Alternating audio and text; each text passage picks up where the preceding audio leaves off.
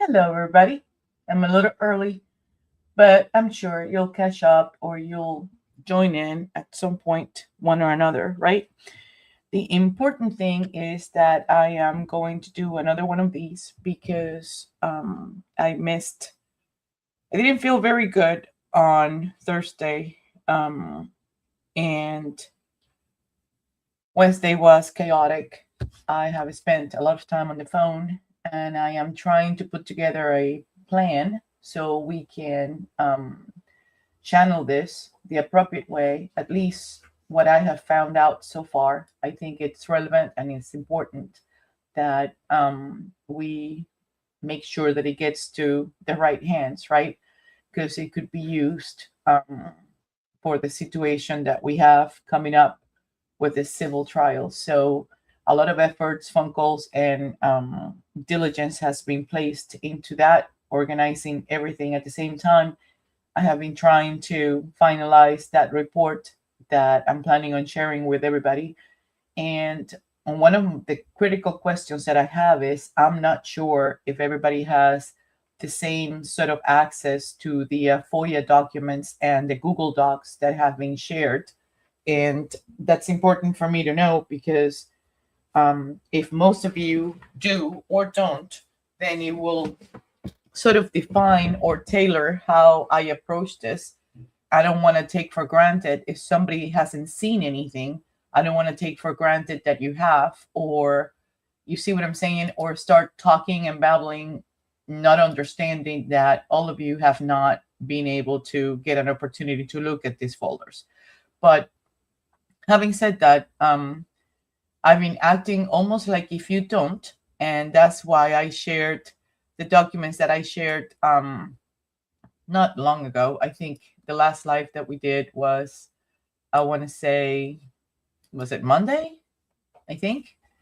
And if so, we were talking about the different documentation, emails, and correspondence that had been exchanged between Guarino, Tully, Norfolk County in regards to the hiring of the necessary support that they needed to sort of sustain and bring to an accomplished goal what Guarino had identified once he struck the Jones phone. I've been posting a couple of long sort of writing that, just so you know, I've found a way to actually talk and talking to texting, talking to writing, and that has helped tremendously. The only thing I have to do is put a couple of periods and commas here and there, and but it speeds up the process because, and I don't have to, put any more strain to this right wrist. I'm hoping that you're following up on those and you're reading either whether it's on X or on YouTube. I try to do it at the same time simultaneously so there's not a sort of like, maintain the congruency in all of those post comments that I do. Everybody's on the same page. That way we can easily follow through. I'm going to, as I promised the last time that we didn't, I'm going to try to share this window with everybody. But before I do that, I'm going to show you this. This is how close, and I gotta take this picture out of it. Hold on. This is how close these people were. That's 34 Fairview, right there with the green pool. And if you notice, the corner of Cedar Crest and Fairview, it's right there. I'm gonna try to bring another picture so you guys can see it, but it's been a hoot to try to. It's almost impossible that it's impossible, right? It's impossible. So one thing that I wanted to talk about more than absolutely anything was the affidavit that Richard Green submitted to the courts and to the defense team on behalf of KarenRead. this is very important to me. I don't know if you remember the last time that we were here talking about it, that I felt and believe that the reason why his expertise was somewhat disregarded was not necessarily because he didn't have it, but because of the fact that it was convenient, right?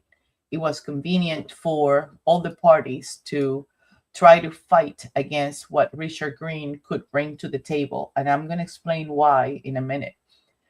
The way that the courts sort of rely on forensic data to either go forward on indictments, go forward on arrests, put up a case, right? Build a narrative, their whole case based on whatever digital trail or evidence, whatever artifact is involved, it's critical. When we looked at Miss Hamburger, when she was testifying on trial, she said, one of the things she said was that she was given, right, a portion for her to render her opinion on, a portion of the extraction. So they never had full access to grade key extractions, which is very important to point out. What they have was whatever it was available to them, right, which was sort of like provided to them to do whatever job they had to do and corroborate or not their findings. So that portion is very important. And I think that when we start reading this affidavit, it's all going to make sense. So regardless, I know that you guys are going to be able to come back to this and see it at one point or another. And but I want to give some justice to Richard Green, because not only was he way prepared, his background, his expertise, the knowledge, the certifications, and all the trainings that he had gotten were, a benefit, if not tremendous help to any legal system who was seeking for the truth and valid information to decide whether this was a compelling evidence to continue on with the murder trial or the manslaughter trial, the trial for Karen, or suspend it like immediately. So before I do my own opinions and commentaries and whatever, I'm going to try to read through this with you guys, and then we'll talk about that. Okay. So going back to the actual document, which was submitted to the Commonwealth, he says, I, Richard Green, under oath, do depose and state as follows.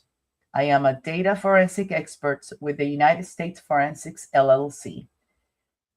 Hereinafter, he's going to refer to it as USF.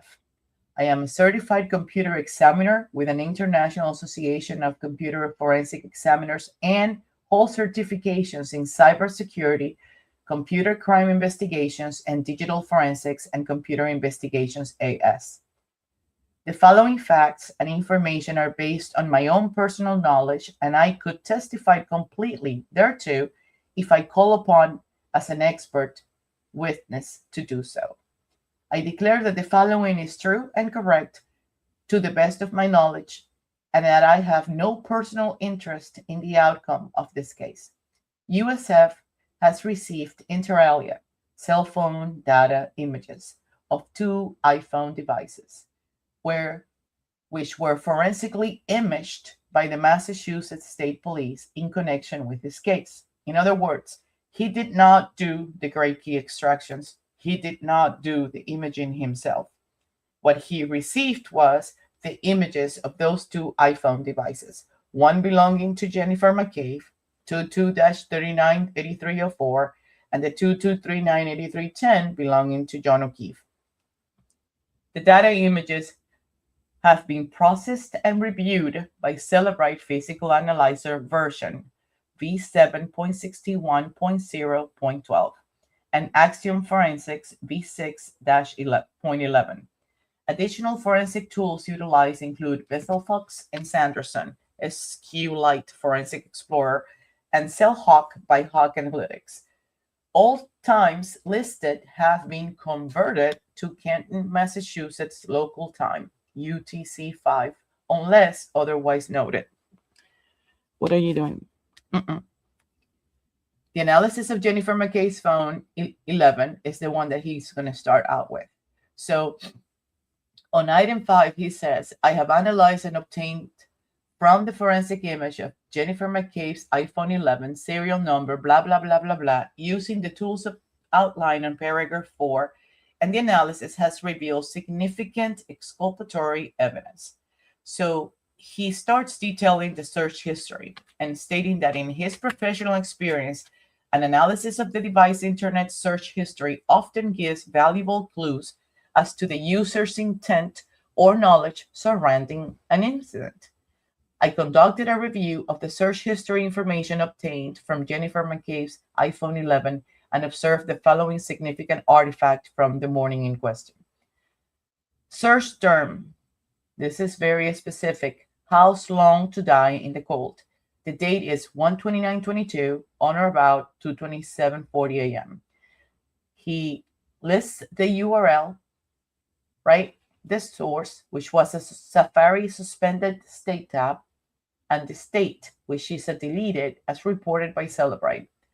Thus, the search history information obtained from Jennifer McCabe's cell phone indicates that on January 29, 2022, at 2:27:40 a.m., the phone user entered the following search in Safari, house long to die in the cold. I'm going to read that again.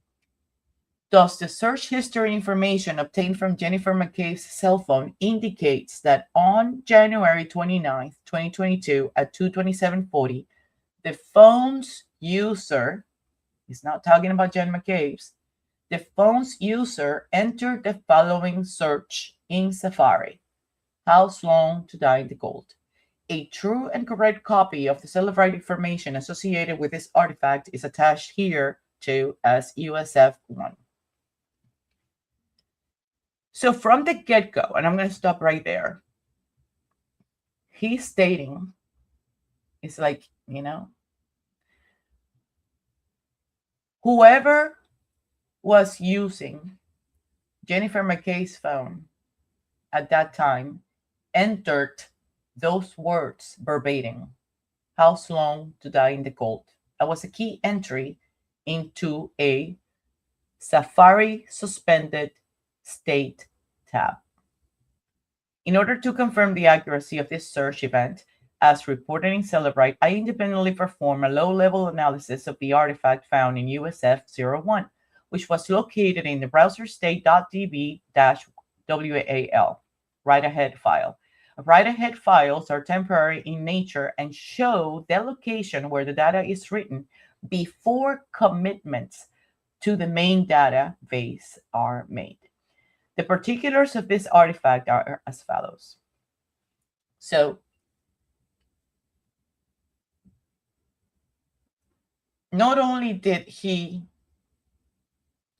find that there was an entry in a Safari tab, which was suspended, okay? And he found it using this physical analyzer in Celebrite.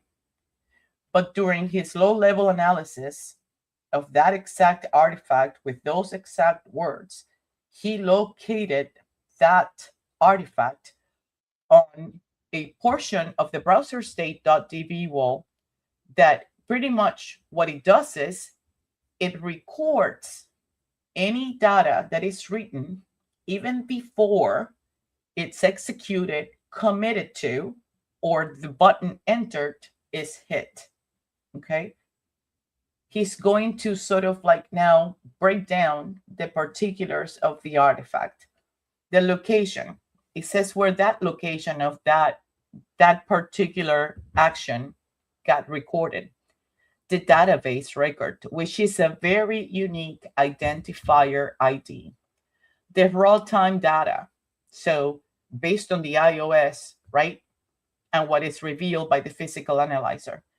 The time converted to UTC translates to January 29th, right, at 7:27:40.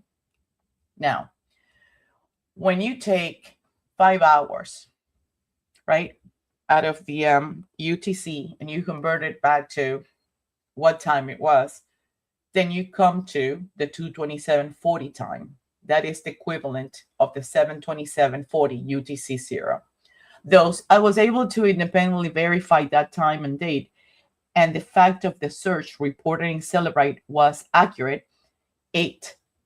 Significantly, the Celebrite analysis further reveals that the 227.40 search of How Long to Die in the Cold was thereafter deleted by the user. So semantically, if we break this down up to now, right, and we're on the third page of this affidavit, what he's saying is that there was an open tab where somebody started writing down How Long to Die in the Cold, right? Looks like it was abruptly interrupted because it was never executed, right? Nobody hit enter, and the search didn't complete. So it stayed on a suspended tab state, right? Therefore, the browser state DB that identified this artifact is on the write-ahead log. And the write-ahead log, what it does is it records and it keeps track. It's almost like a digital footprint of any action that could have happened when any user opens a tab and it starts trying to search where's the closest Domino's, and somebody interrupts you and says, I got it. And then you tab out, or you just leave it suspended and you don't finish the search. You don't hit enter. You don't execute the search because for any given reason, whether you were interrupted or alerted or told, what are you doing? Don't do that, or whatever, it did not complete. But that doesn't mean that the action of that user that entered those keywords on that tab, regardless of whether it was completed or not, didn't happen. And this is what he is establishing here on item 8. After this suspended tab and the user was interrupted or stopped completing the search, okay, there was an attempt to delete the tab that was open to do this by the user. The browser state DB dataset contains information about open tabs in Safari applications. This allows a user to leave the application and then return at a later time to resume the browser session. The individual tabs that can be deleted by the user. The individual tabs can be deleted by the user. Here, Celebrite indicates that the 227.40 a.m. search for How Long to Die in the Cold was deleted by the user. I also performed a timeline validation of the 227.40 a.m. search by confirming that the device was in use at the time of the search.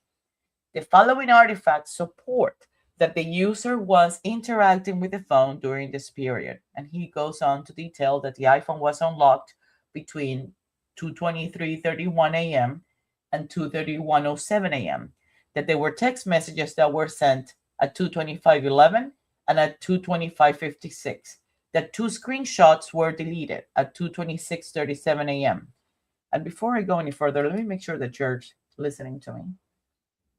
Hi, D-Mart. Can you hear me okay? Hear me okay? I gotta write it because if she can't hear me, she's not gonna hear me.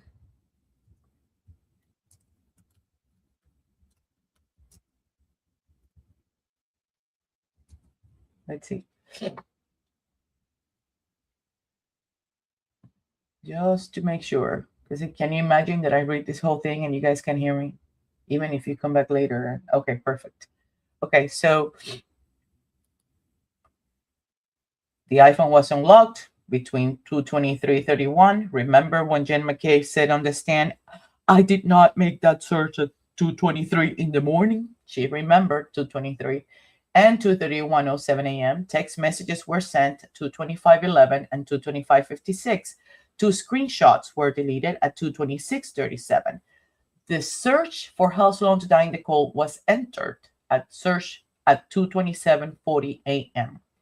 Thus, the data unequivocally establishes that an individual using Jennifer McCabe's iPhone 11 searched house loan to die in the cold at 2:27 a.m. on January 29, 2022.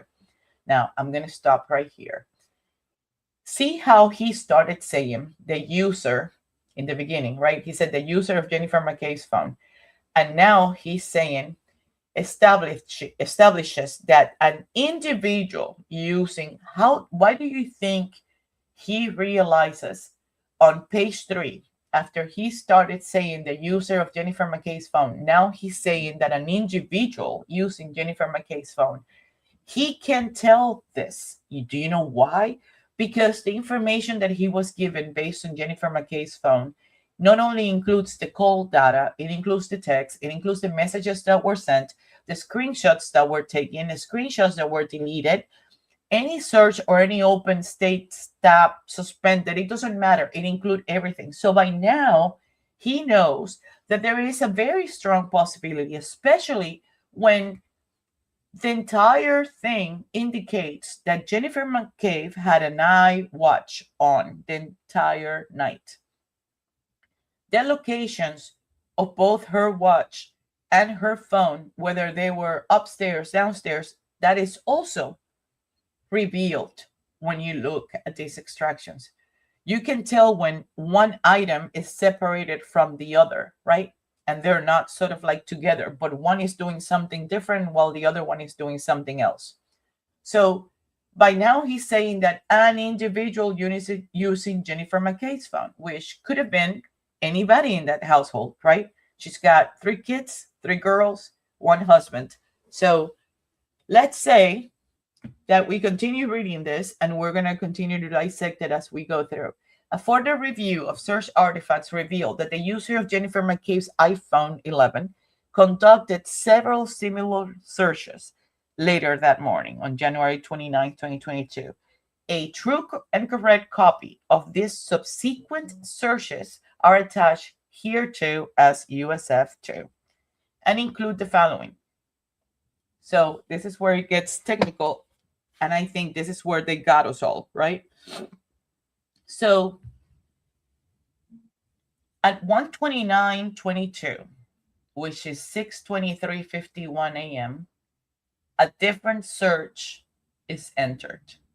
If you notice, the letters here, right, are completely different from here.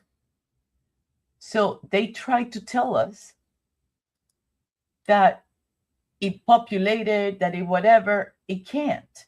The spelling on this is totally different from this. So this search that was conducted at 6:23 a.m. is totally independent from the key entry that was attempted to search house loan to die in the cold at 2:27:40. These are 2 different artifacts. So is this one. Because even if you see that there is the exact, right? The exact wording at 6:24:18 of the 2:27:40, this one would not populate based on the 2:27:40. It would populate from the most recent one, which was the 6:23:51. If the last one would have copycatted any prior searches, it would have copycatted the 6:23:51 search, which was the most recent prior to this one, not the 2:27:40. So they try to sell us peanuts when there's no any single peanut to be sold.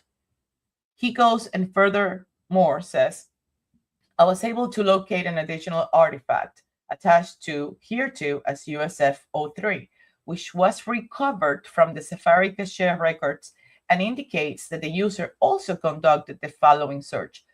All of these following searches over here, they're trying to enmascarate what really happened, because how long does it take to digest food?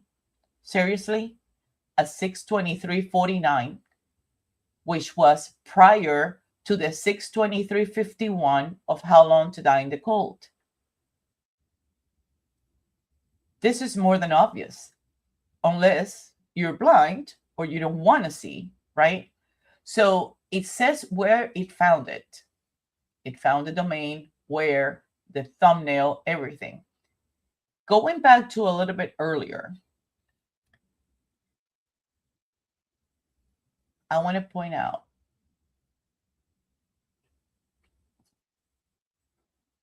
the key entry of how long to die in the cold at 2:27:40, right?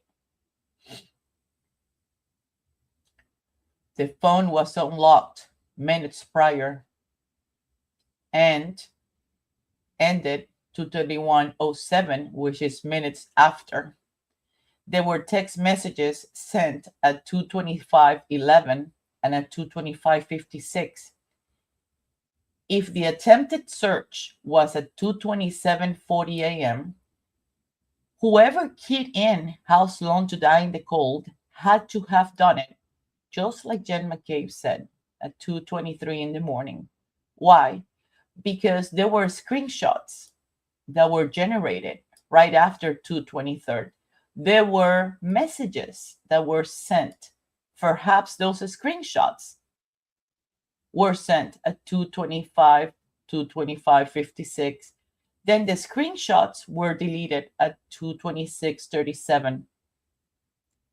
And the search for how long to die in the cold, enter at 2:27:40, contradicts this.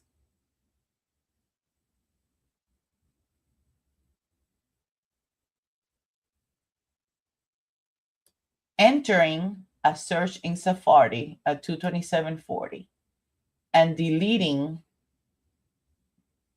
trying to delete a tab, where did it go? At the same time, it's impossible. You can't enter and try to delete something at the same time. Before you delete something, it had to previously exist, right? So this is where it gets so technical and so detailed that even an expert like Richard Green, I believe this is an honest mistake, because if a search was entered and then later on there was an attempt to delete it, both actions cannot happen at the same time. So if the phone was unlocked at 2:23:31, and even Jen McCabe herself said in trial, I never searched how long to die in the cold at 2:23 in the morning. I never. If she said it herself, she knows for a fact that at 2:23 or so, she attempted to key in on a tab, how long to die in the cold. She stopped. She didn't hit enter. She never executed it. But the words how long to die in the cold registered on the browser state.db WAL, which even if you don't commit or hit execute or enter on that search, it registers that entry, that action, and it keeps a record of it. Now, attempting to delete that open tab in which you tried to do something that then you were stopped or interrupted not to do at 2:27:40, it makes all the sense in the world. The following actions at 6:23 and 6:24 and 6:23:49 were attempts to overwrite what she had done between 2:23:31 and 2:31:07. There were text messages, for God's sakes. There were screenshots deleted. What is it that people normally do? What is the normal behavior, human-computer interaction behavior, when you search for something and you take a screenshot of it because you want to save those results, right? But you send them by text to two numbers, but you deleted those text messages. You also deleted the screenshots, right?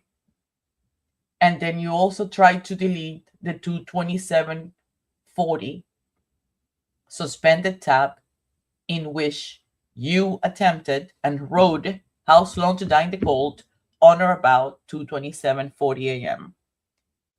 That's where the meat of this baby is. So further on, he goes, I was able to identify, okay, so we already read that. So we're already on the 4th, I think. And then he goes, deleted call logs. Item 12, I also conducted a forensic analysis of the user's call log history from the date in question. An analysis of the device call history is helpful in determining associates of the user which may be of interest. A user's call history is automatically recorded and stored on a user's cell phone. The absence of recent historical call information suggests that the user has taken affirmative steps to delete the call history. In my professional opinion, the confirmed deletion of recent historical call information suggests that the user had engaged in efforts to tamper with, alter, destroy, and or hide information or evidence. Importantly, deleted is not always recoverable, right? Deleted information is not always recoverable. The call log artifacts were examined using Celebrate's physical analyzer and are attached here to as USF4. Further analysis was performed with Axiom Forensics, both of which suggest that there were significant deletions of call data by the user of Jennifer McCabe's iPhone 11. So he goes on and he starts detailing all of the calls that were deleted, and he identifies them, whether they were calls, whether they were FaceTime. But it caught my attention, the fact that October 24, 2020, why 2020? To 1/27/22, FaceTime call data is recorded, parsed by Axiom. 01/28/22, call log data found in call history, stored data DB, main storage location, but indications of calls found in Knowledge C database records various user activity. 18 calls between 5:33 and 8:50 a.m. on the 29th. The 6:03 a.m. 911 call is also deleted. The 6:07:42, those two calls were to Nicole. She calls her Coco, are also deleted and included on the 18 above. The 6:23 call to Uncle Brian, also deleted. 8:59:34 call, normal call log activity found. Wait, 1:29:22, 8:59:34 a.m. to 2:02. That was the date. Yeah. So if you guys remember, and I don't know if you guys remember, no, or if you were here when we were talking about this, this is the date in which she signed consent forms at 12:08 a.m. and she turned in a extraction of her phone. Okay. So in this case, I was able to further verify that there were additional deletions which were not recovered from Jennifer McKay's phone, iPhone 11, using Celebrate. By cross-referencing the deleted call entries from Jennifer McKay's cell phone with data obtained from John O'Keefe and KarenRead's cell phone. Okay, I read that wrong. In this case, I was able to further verify that there were additional deletions which were not recovered from Jennifer McKay's iPhone 11 using Celebrate. And he did so by cross-referencing the deleted calls entries from Jen McKay's cell phone with data obtained from John O'Keefe's and KarenRead's cell phones. So he lists 1/29/22, 17 calls listed on John's iPhone, referencing Jennifer McCabe, cell phone number, blah, blah, blah, and he lists them on USF5. The only one of those calls is found on Jennifer's iPhone. I wonder which one is that. Listed as deleted, highlighted in green. We're going to look. Highlighted in green. On 129.22, there are 8 calls listed on KarenRead's iPhone call log referencing Jen McKay's cell phone number on 129 USF 06. Of these 8 calls, only 2 are found in the Jane McKay's phone. Call history, stored data, highlighted in yellow, blah, blah, blah. I was able to determine that certain call log histories and data was missing from Jennifer McKay's phone, which could not be recovered using Celebrate. In order to obtain complete accounting of calls that could be recovered using Celebrate, I needed to obtain call detail records from Jennifer McKay's cell phone carrier and cross-reference that information with the data obtained from the analysis on her phone. What he's trying to do is overlap, right? Obtain something from the cell phone company so he can cross-reference against what he's got so he can confirm whether the information of his analysis is validated. This analysis may lead to the discovery of additional devices that should be preserved and analyzed. Acquisition and preservation should include potential backup sources such as computers, iCloud storage platforms, as well as sync devices such as tablets, etc. And I would have added the iWatch. Deleted screenshot. In addition to the above data that was deleted from Jennifer McKay's iPhone, and a screenshot of a contact saved as Uncle Brian A, described as home number 3, with the associated number of blah, blah, blah, blah, blah, was found to have been created on 129.22 at 6:08:35. So if you guys remember, that's when she passed Michael Lank, which is her buddy, the contact information of Brian Albert while they were outside, and it was deleted later that day at 12:53 p.m. A true and correct copy of the artifact is attached here too as USF 07. It is noted that Jennifer McKay's brother-in-law is Brian Albert, whose cell phone number has been confirmed as blah, blah, blah, blah, blah. So, it makes me stop and think. It's like, if there is no conflict of interest, if there is no shady business, if there is nothing nefarious in regards to this, why would Jennifer McKay at 12:53 p.m., after she has encountered Lank already in front of 34 Fairview, and supposedly Lank went into 34 Fairview and spoke to Brian Albert, Jennifer McKay, Matt McKay, and everybody who was there, right? Why would she feel compelled to delete the screenshot that she sent, as well as all of those telephone numbers too? I mean, the telephone calls. The location data. Analysis of the device location data is helpful to determine if the user's whereabouts during a specific incidents. iPhones store various locations data with varying degrees of accuracy. When an application requests location data, the iOS responds with what is known as Apple Location Services and Assisted GPS.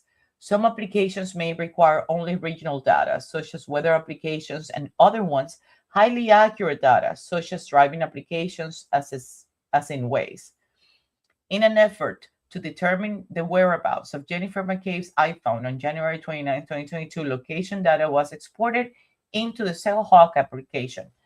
CellHawk, it's like another tool that the digital forensic analyst use to sort of like corroborate, double check, search for additional information when it has to do with GPS accuracy.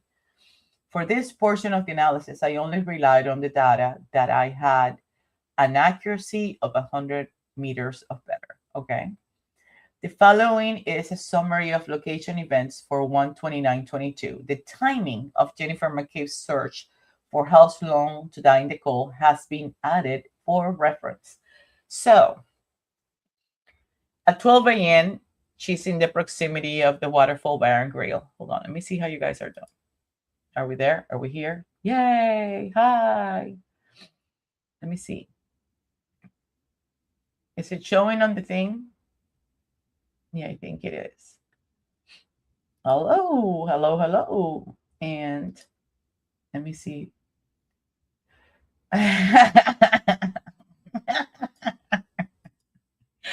Oh, that's so funny. You guys are something else.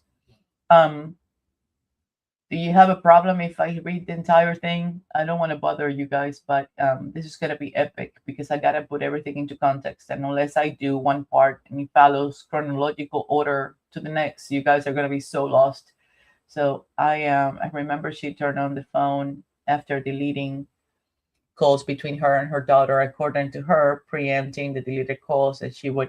Yeah, and she also made a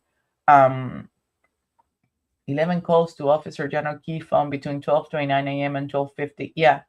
And I don't know if you remember, but back in 2023 or 2024, I did one of the first attempts to YouTube that I did was to talk about why I thought that she was making all of those calls. But we're going to dissect this. We're going to do this. You need to hang on because this is gonna be bad. I'm in the process. I think I joined forces with somebody who's going to help me put together something, and we're going to send it. We're gonna blast it. We're gonna try to reach out to Howie Carr, Ted Daniels, anybody that we can and that is interested and could help, because we need to announce, we need to denounce, and we need to sort of be vocal and echo what's going on. John O'Keefe is already dead, so we're seeking justice on his behalf. KarenRead has been acquitted, even though it's not the same as innocent. But with the same token, there are many other people who are going to be victims of what's happening if we don't try to stop it. And what's happening is so subtle, is so subliminal. It's very easy not to even catch, because if you're not looking for it, if you don't know what to look for, we have no idea what's going on. But I'm going to share a bomb with you guys. The information on John's phone, don't forget, it had 3 accounts linked to his phone. One was his personal, one was his late sister's, and one was the Boston Police Department's account. There is only one particular entity that can tap into that account without sounding every single alert, breaking every single firewall, encrypted security, whatever, right? One single entity who can do that. And it was done. So whatever was on John's phone, whatever John wanted to keep private, he would have not saved it under his personal email account, cloud. He would have had not saved it under his sister. He would have had secured it under a classified Boston Police account, which he had on his phone. And we're going to get to that, but you're going to have to be patient. I have to finish this because I got to finish something. I can't jump into the next one until we do this. So at 12 a.m., she was in proximity to the Waterfall Bar and Grill, and we already know that because we already seen her on the surveillance, whatever cameras. At 12:13:46, the accuracy improves significantly as she's leaving the waterfall. That's around the time that Chris Albert walks out, looks to the right, looks straight forward, and jumps on the car with her. And I'm going to die on that hill. At 12:18:25, she arrives at the Albert's residence at 34 Fairview.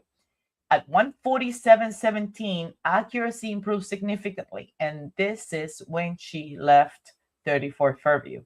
At 2:03:13, she makes a right turn to Lawrence Street, and this is the turn before Pleasant Street, which intersects with John O'Keefe's Avenue. Correction for Mr.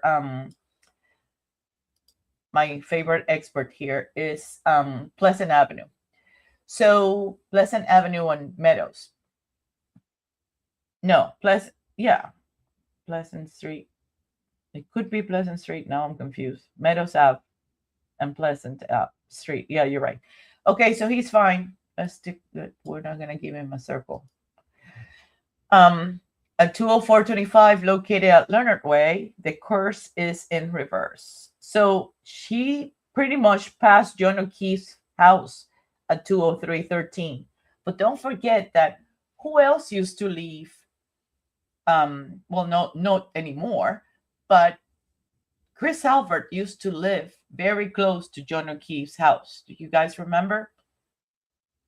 20425, located on Leonard Way, courses on reverse. 21238 arrives at Jen McKay's residence. So at 21238, and I'll come back to this page, which is a 1740, she's already at her house. We know that her phone goes upstairs. We know that her phone stays downstairs. We know that at 2:23:31 a.m. up to 2:31:07, her phone is active. We already know that on or about 2:23 a.m., the house loan to die in the call was a key entry, right, on a tab that was opened and suddenly was abruptly interrupted, and the execution enter did not happen on that tab. And they later on tried to delete that open suspended tab, and it failed because a specific physical analyzer was able to identify that entry on the browser state.db wall file, the write ahead log file on the iPhone, which records every single sneeze, every single yawn that we do, even if we commit to it or we don't. So if I go back to where we were, and I know I'm jumping back and forth, but I want to put this into context. Let's say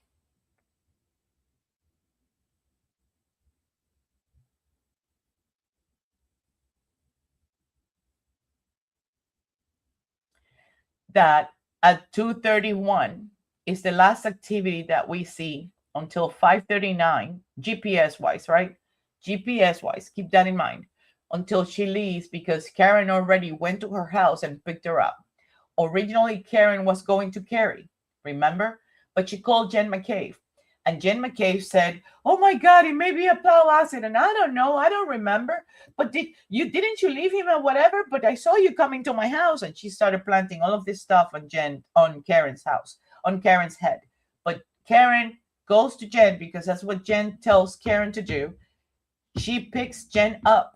Jen jumps on Karen's driver's seat on her Lexus, and they drive from Jen's house back to One Meadows.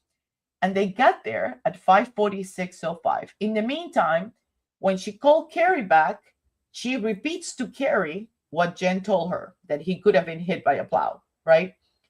But at this point, Carrie is also following Jen, driving Karen's Lexus to One Meadows, and that's when we see them on the thing. Okay, so that happens at 5:46:05. By 5:52, they leave One Meadows. They are already in the proximity of the Waterfall Bar and Grill at 5:57:10. And the phone call and her arrival and the phone call to 911 happened around 6:03:05 a.m. They're already at the proximity of the Albert's residence.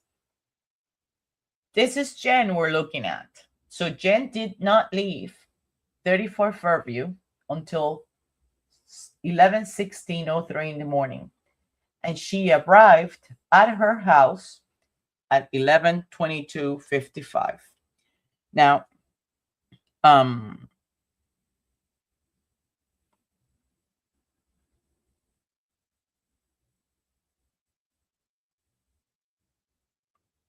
give me one second. I'm trying to bring this up. I'm going to see if I can bring this up and show you this for a second. And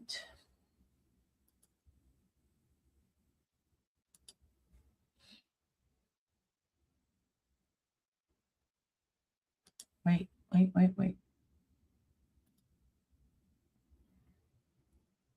may not be able to. Let me go back to here. Okay, we're going to continue here for now. Health data information. The data obtained from the health application on Jen McKay's phone indicates that her device was connected to an Apple Watch. Bingo, finally. On January 29, 2022, which enhances the accuracy of her health data recorded and provides a greater amount of detail. A true and correct copy of data obtained from the health application on Jen McCabe's iPhone, which was recorded on the 29th of 22, is attached on USF 08. These are all like attachments and supporting documentation, and he numbers them in sequence. I have also analyzed the health data related and obtained from USF evidence 22989-310, that's John's, which is a forensic image of John O'Keefe's iPhone 11. When a user enables the application to record information, the iPhone's operating system can record a broad range of activity and health-related data.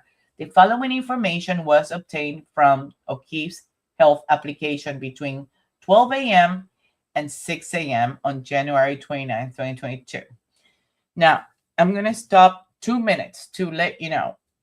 During my extensive phone calls and research and meetings over the phone with experts on this field, specifically in human-computer interaction, I can tell you that when you analyze this from a behavioral standpoint, if I am the owner of my phone, the minute that I hand that phone or my sister picks up my phone and starts walking around with it, there will be a shift that will be noted because the human that is using my phone is no longer Josie. It's going to be somebody else, right?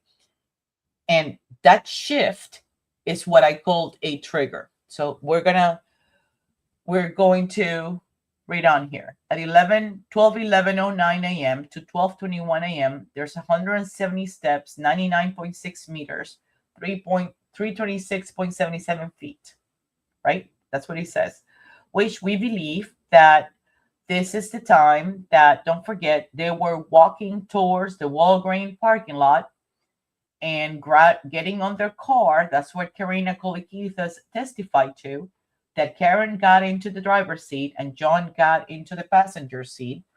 And from there, that's 12:18 is on the same bracket. Don't forget that at 12:14, John texted, already inside the Lexus, texted Jen and asked where to, right? So I'm assuming, right? Because we're no experts, but we have done our due diligence ourselves. So I am intelligently assuming that the 12:11:09 to 12:21:05 is the cluster of time in which both Karen and John are traveling towards the Lexus, getting on the Lexus, texting Jen on the way, and on their way to 34 Fairview. That cluster stops. And it stops because on Apple iOS, a trigger event has to occur. So that bracket of time from 12:11 to 12:05 actually breaks. It broke. It broke at 12:21:05. Then the next cluster of events is at 12:21:10. We see that it continues on until 12:24:22 a.m. with 80 steps, 87.74 meters, 287.86 feet. I understand that at 12:21:10, what this indicates to me is that those 80 steps, just like Weefing said, but he tried to marry it with a different time frame, right? Was when John got out of the car and started walking westerly towards the house. So if that's the case, then that means that this cluster that ended here at 12:21:05 was potentially when Karen and John met Ricky D'Antano, Ryan Nagel, and Heather Maxson at the corner of Fairview and Cedar Crest, which was the picture that I showed you earlier. Now, between 12:21:14, assuming, right, because he had gotten out of the car and walked towards the house, at this point, where do you think there's floors to be ascended and descended? in the parking lot area, outside in the road, or inside a house. To me, he's already inside the house. At 12:21:14 a.m., he had just entered the house, and he was there climbing and ascending, elevation, steps, whatever they were, until 12:24:37. Now, if you notice and you do the math, open your calculator, between this time to this time, right? Over 7 minutes have passed and there's no activities. After this 12:24:37, there is no activity for a good 7 minutes, if not a little longer. So I'm going to try to put it into context. This broke that cluster on the iOS system. Don't forget that we're on the health data portion of Richard Green's affidavit, right? So the next cluster starts at 12:31:56. Almost 8 minutes had passed between 12:31 from 12:24:37. So the only thing that happens on this 20-second time frame is 36 steps. Have you tried taking 36 steps in less than 20 seconds? Notably, although the time ranges indicates above record total steps and evaluation during the relevant time period, it is impossible to determine whether the steps taken or the elevation gain was recorded during the entire time period or only for a portion thereof. A true and correct copy of the analysis of the Keith's health data recovered using Axiom is attached. I subsequently analyzed the location data associated with the Keith's iPhone.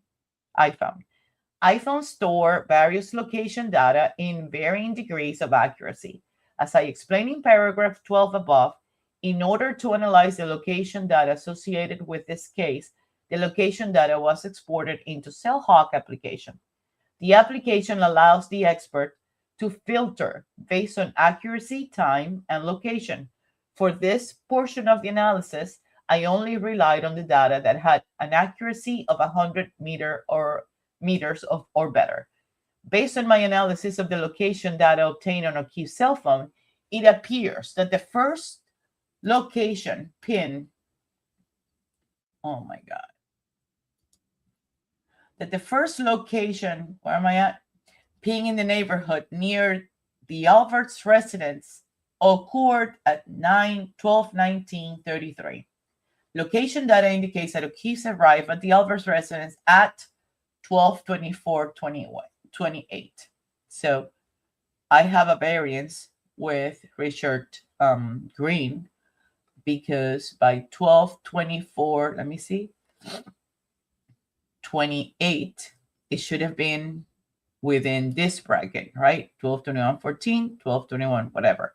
But don't forget that he's talking about 100 meter or better of accuracy. The important part here is that 12:19:33 a.m. That 12:19:33 a.m.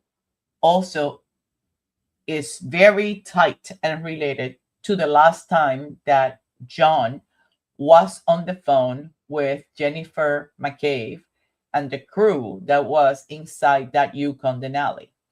That call, the last call that initiated on or about 12:18, started from the Yukon Denali. Okay, so at 12:19 even, John opened up his Waze app, and we're seeing that Green is confirming that the first location pin in that neighborhood near the Albert's residence occurred on or about sort of the same time where he opened up his app. It is very possible that when he opened up Waze, because Waze feeds from Apple, right? So it's a key time, because not only do we know that he's very close to that location, but we also know that he's using his Waze app at that point. And we also know that he is about to hang up a call with Jennifer McCabe's phone through the Bluetooth of her Denali. And between 12:19:33 to 12:20 a.m., right, it is shy of 41 seconds. At 12:20 a.m., Jen McCabe sent a text message here because she probably knew how close was John to 34 Fairview. If you engage on a phone call, on a conversation, and at the same time you open your waist and you're looking to see how close you are to that place, the most logical explanation is that you let the people that you're talking to, you let them know how close. I'm a couple of steps away. I'm a couple of seconds away. I'm right around the corner. And that triggered that text message from Jen here because she knew. They had just hung up the phone. Now, when Richard Green says that he probably arrived at the residence at 12:24:28, he's basing this conclusion based on the data that he's got, of course, because not only is he analyzing the phone, he's analyzing the GPS available information, which the last one was probably driven because John opened up his Waze app. Okay.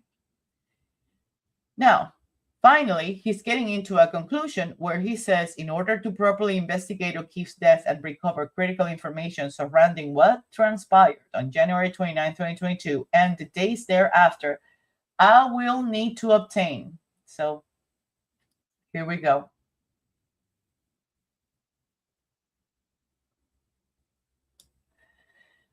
Substantive text and or iMessages communication, search history, web browsing history, location data, and cell phone data that may have been deleted during the relevant time period by the individuals in question. I can only obtain this information by creating a proper forensic image or extraction of the cell phones themselves, or any potential backup sources such as computer, cloud, iCloud storage platforms, as well as sync devices such as tablets. So I'm going to translate this to you in many ways. La primera cosa que le voy a decir es que Richard Green no tenía nada. Richard Green had nothing. He didn't have the actual extraction. He did not extract John's phone. He did not image John's phone. He did not have what he needed, but yet, with the little that he was given, look at how detailed his affidavit came about. Can you imagine if he had had the same privilege that other people, and remind me to tell you, other people had to John's phone and Jen McKay's phone, and if he was the one able to extract those phones, image those phones, can you imagine how much more accurate we would have gotten with Richard Green had he been allowed to do his job? For the defense team, right? For the sake of truth, right? And justice. Because at the end of the day, just like the law is not there for us to interpret it and use it depending on how convenient it is to us, or tailor it or modify it, customize it when it's convenient to us. They're not subject to interpretation. They are subject to, they're there to be followed, adhered to, complied by, right? Same thing happens in forensic digital analysis. You analyze what's there. You don't tailor it to your convenience. It is impossible. Nobody's capable to do so unless you have, right, the ability to create a proper forensic image or your own extraction of the cell phone. What is it that nobody is able to have when you don't do that yourself? You don't have the footprint, the validity of those artifacts. You don't have hash values. You don't have anything that proves that the information that you are using, right, that came from, has not been manipulated, altered, or maneuvered right? Once I have created a forensic image of the device or data, I can run various tools and conduct forensic analysis of the information to obtain the critical information outlined above. Furthermore, cell phone carriers independently maintain call detail records, including call records, SMS text, MMS records, and data usage records, cell tower and cell phone location information, because it tells you where is it pinging, right? Depending on the GPS, and subscriber information associated with their customers. The cell phone carriers records are necessary to independently establish whether any substantive communications may have been missing, deleted, or are otherwise unrecoverable using forensic tools to analyze the devices themselves. Whereas here, there is significant evidence that persons connected with this case have made attempts to delete, destroy, alter, and or tamper with information or evidence that was turned over to law enforcement. It is absolutely necessary that I be able to compare any data uncovered through forensic analysis of the individual's devices with their corresponding cell phone carrier records, which are independently maintained in order to ensure that all relevant data is uncovered and there is no information that my tools may have been unable to locate or recover. Signed and sworn under the pains and penalties of perjury on the 11th day of April 2023. This is as early as April 2023. Now, you remember that I told you that in order for us to have, oh my God, well, hello, you guys. Let's see, agree, justice for John O'Keefe. Yep, going resolve also Karen's right. Yep, hassle, cost to public, and cost out. This shouldn't have happened. I mean, now they're like trapped, digitally trapped, because everything that points finger at them is pretty much, we can prove it. And we can prove this. Like, I am absolutely 100% certain that the little or big, I don't know how you would quote it, information that I have found can prove that they should have not even dared to put Karen through this. Hello, sweetheart. How are you guys doing? Jen was one of that came up with that. Oh, I missed where. So I don't know what she probably stayed until Nicole. She probably stayed until Nicole got back. I'm sure when I go back, I will be able to figure out what were you referring to. Could it be his Bluetooth connecting to the car? Could it be his Bluetooth connecting to the car? Well, okay, so when you are in a car, happy Friday, when you are in a car, right, and the car is not mine, like every car has different, the capacity. You can connect 4 or 5 devices, 1 or 2. It depends on the car and the year, make, and model. But if the car is mine and I have a primary number connected to the Bluetooth info entertainment system of the car. Lexus are very particular. Lexus are Toyotas. So what they do is they have Intune. Intune is the basic. It doesn't matter which brand. It doesn't matter which model. All Toyota use Intune. That's where the Bluetooth is.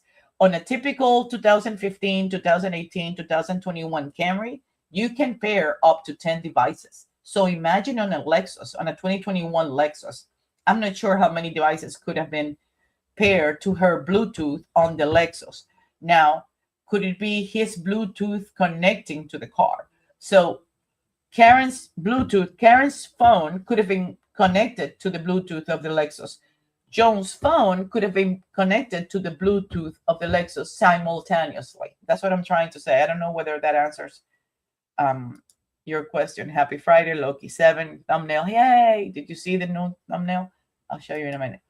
And did somebody mention Brian Higgins' attorney? What? You know, that attorney was the same attorney that represented the other case, the other bar fight, right? I may have misheard. I don't recall. I don't want to start a rumor. Somebody Google. or we'll Google Explorer SD22. Is that Explorer SD22 standard or automatic? I've always wanted to ask, but I haven't had the chance, but I thought I would now. Now that you do this, Josie, I so much understand Richard Green's value. Well, and there's a portion on this FOIA thing that actually revealed all of the credentials that Mr. Green has. I feel that in many ways we need to also, that's why I've been posting things about him, because we need to do a little bit of justice for him. People that are extremely intelligent, sometimes they think a lot faster than what the words, how eloquently can they produce words that come out, because their minds, both the left side and the right side of their brains, is going so quickly that what they're saying is trying to catch up, and it's a little bit like behind of what they're all already processing in their brain. So it's almost like they're on a constant battle, right? What they're able to say and articulate against what they're already thinking. They're like a couple of miles ahead on their brain, but they're a few miles behind in what they are able to say. Richard Green is extremely smart. The guy is beyond intelligent. Is he on the boomer side? Absolutely. Does that take away from his experience, his competency, and his expertise? Absolutely not. This whole concept nowadays that you need to be contempt and whatever, and corporate USA or international company to be better than others, you're not. You cannot, if there's anything you cannot improvise or just, make out of nothing, is experience. You can't take that away from absolutely anyone. I don't know if you remember when when the lady, what was the name of the lady? Oh my God, I forgot her. Not La Posada, the other one, the dog lady that was from California, right? And she was talking about, and everybody wanted to like, just, get rid of her. Like, oh, she doesn't know. And okay, yeah, she doesn't, she's not an expert. She inserted herself in this case. No, these are people who have a sense of a calling, right? A calling for the truth. They understand that whatever it is that they listen or see or hear, it's related to their competency. Russell, yes, thank you, D-Mart. It's Marie Russell. So they know the minute that they hear something that appeals to their experience or their background, what they do is they try to jump and help. That's a normal, natural reaction of any human being, is to step up to the plate and see if they can contribute something, right? The boomers were around at the beginning of stages, and we all see now. Yeah, and at some point, there were contempt too, but it took sacrifice. It took dedication. It took time for them to, while they were growing up, right, and going through different stages of their lives, I'm sure that they did their own fair of sacrifices to be able to go to school, obtain these certifications, do these trainings. But then you see other people, former Canadian Calgary, that I came from the US, so I don't have any higher education. That doesn't excuse anybody from not having higher education. What you should have said was, you are from the UK, you were working on a different field, whichever it was, right? But I'm not taking anything from him either, because it looks like, regardless of whatever he did prior to, yeah, exactly. Yeah. It looks like his true calling, I'm talking about whipped cream, his true calling is in software, is in, forensics. He likes it. He's got blogs, he put together his own company, whatever, right? It looks like that's what it is. But what I'm saying is, you could not, even if that's what you're working with, and even if that's what your job is right now, and you manage to find a way to get a job with one of the high hitters technology companies out there, right? One of the biggest, whipped cream. Even if, then he says, well, I haven't taken any more training ever since I started working with them. Why? Because you think you're what? You're it? Like, you don't need it?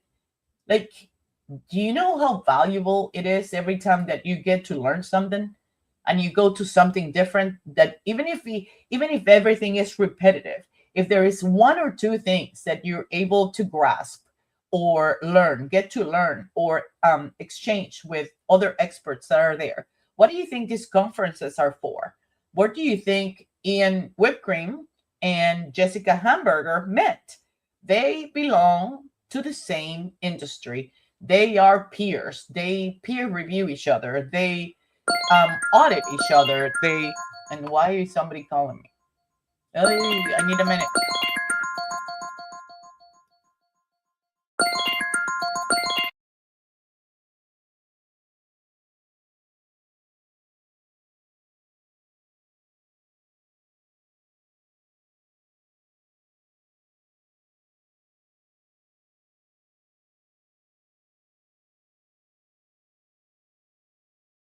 Yeah, I had to take that. I'm sorry, guys. But what I'm saying is they knew each other.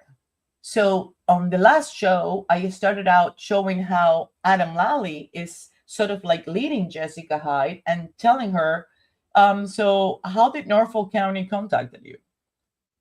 How do we know that Norfolk County contacted her? He's asking her that straight out, right? Like, to make sure that she understands that's what we're pitching. So how do we know that Norfolk County contacted her? There's no evidence of that. What there is evidence of, and I'll tell you right now, is that her and Whipped Cream and many others bump heads and intercept with each other at different conferences that have to do with digital forensics. They go to trainings, seminars, they peer review each other, they audit each other. That's what there's evidence of. Not only embedded in all of this FOIA stuff, but also if you start searching, it's amazing what you're gonna find. Now, how do we know that it wasn't Whipped Cream who brought in Hyde to do this? Now, here's another piece of information. When I researched, and I started researching because I like to fight with myself and rebuttal with myself and brainstorm with myself background. I started looking at her company as a company, right? Like, how old is this company? How old have this company been in what do you call that? In business. When did this company, like, when was it born? When did it come about? Since when do you exist? How many companies do you have? Right? Well, in order for anybody to have some sort of a established background, you have to start with you.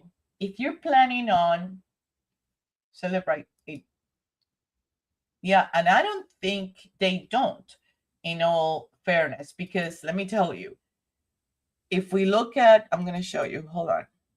Okay, wait. Yeah, you guys are there. You can see it. Okay, let me see if I can show you this. Okay, this is one of the exhibits of Richard Green. Before I jump out of this, I wanted to show you that. Do you guys see it well over there? Let me see. Yep. One of the things that actually caught my attention when I was looking at Richard Green was the amount of trainings and certifications that he has gotten. And guess who is the awarder of those trainings and certifications and certificates that he's gotten? It's Celebrite. So Celebrites does have those trainings available. They have those courses available. Whether you are encouraged or motivated to take them, that's a different story, right? But they do have them. Now, here's the difference between the first search, the first exhibit, right? The House Alone to Die in the Cold, deleted, that it has its own identifier number, and the other two. These two would have never been able to populate, like Jessica Hamburger says, and grabbed from previous exit. No, there's no way. There's absolutely no way. So I mean, people can sell those lemons, but we don't need to necessarily be willing to buy them, especially if we know the difference between lemons and limes, right? Nobody's gonna do that. This is what Richard Green provided, and I'm pretty sure it was based, look, of what they provided to Richard Green. So Richard Green was never given the phone so he could do his own imaging or extractions of either phone that he was trying to analyze. Only one entity was willing to do that. If they didn't have access to John O'Keefe's phone and they would have only looked at Jennifer McKay's phone, given the fact that she deleted a bunch of artifacts, and again, artifacts are phone calls, text messages, anything that is an item is an artifact. If they didn't have the information from Joan's phone, she would have gotten away with hiding all of the phone calls that she made. Now, these exhibits not only come with the clusters between 12:11:09 to 12:21, but it also tells you how many minutes, right? How long did this cluster last? How long? How long did it take? 170 steps. Was it on the phone or was it on the iWatch? Now look at this, and this is why I say that there is no way that anything that happened to John allowed that he took in 0.34, he took 36 steps. There's no way. There's no way. It's just impossible. Now, when we look at Jen's, let me show you. And before we do that, let me show you something else. After 12:32:16 until 6:04, there's absolutely nothing. It disappeared. The only thing that does that is a Faraday bag. And let me see if I can, let me see if I can get to Jen's, because there's something that we're going to find on Jen. Now, this is the report that was entered by, and I want to ask you a question. Let me ask you before I go this way. I'm going to ask a question. Do you think that when E.M. Whippring showed up at trial, were you under the impression that he was representing Celebrate, his own company, or the Canada Calgary? Let me put a let me see if I can put a, no, that I'm going to be able to, but I was going to try to, Charity, I was going to try to put a question out there so you guys can let me know, because they're talking about Celebrate so much and this and that and this and that, that the only thing that you can think of is that he was there representing the company that everybody's talking about, that did the extractions of these phones, right? And that uncovered all of this evidence. Is the only thing. When I was watching the trial, that's what I thought. So, hey, PC. So, I mean, it was a shocker to me. I thought Celebrate, he stated his title as something. Yeah, me too. And he said, I'm the product manager for Celebrate, blah, blah, blah.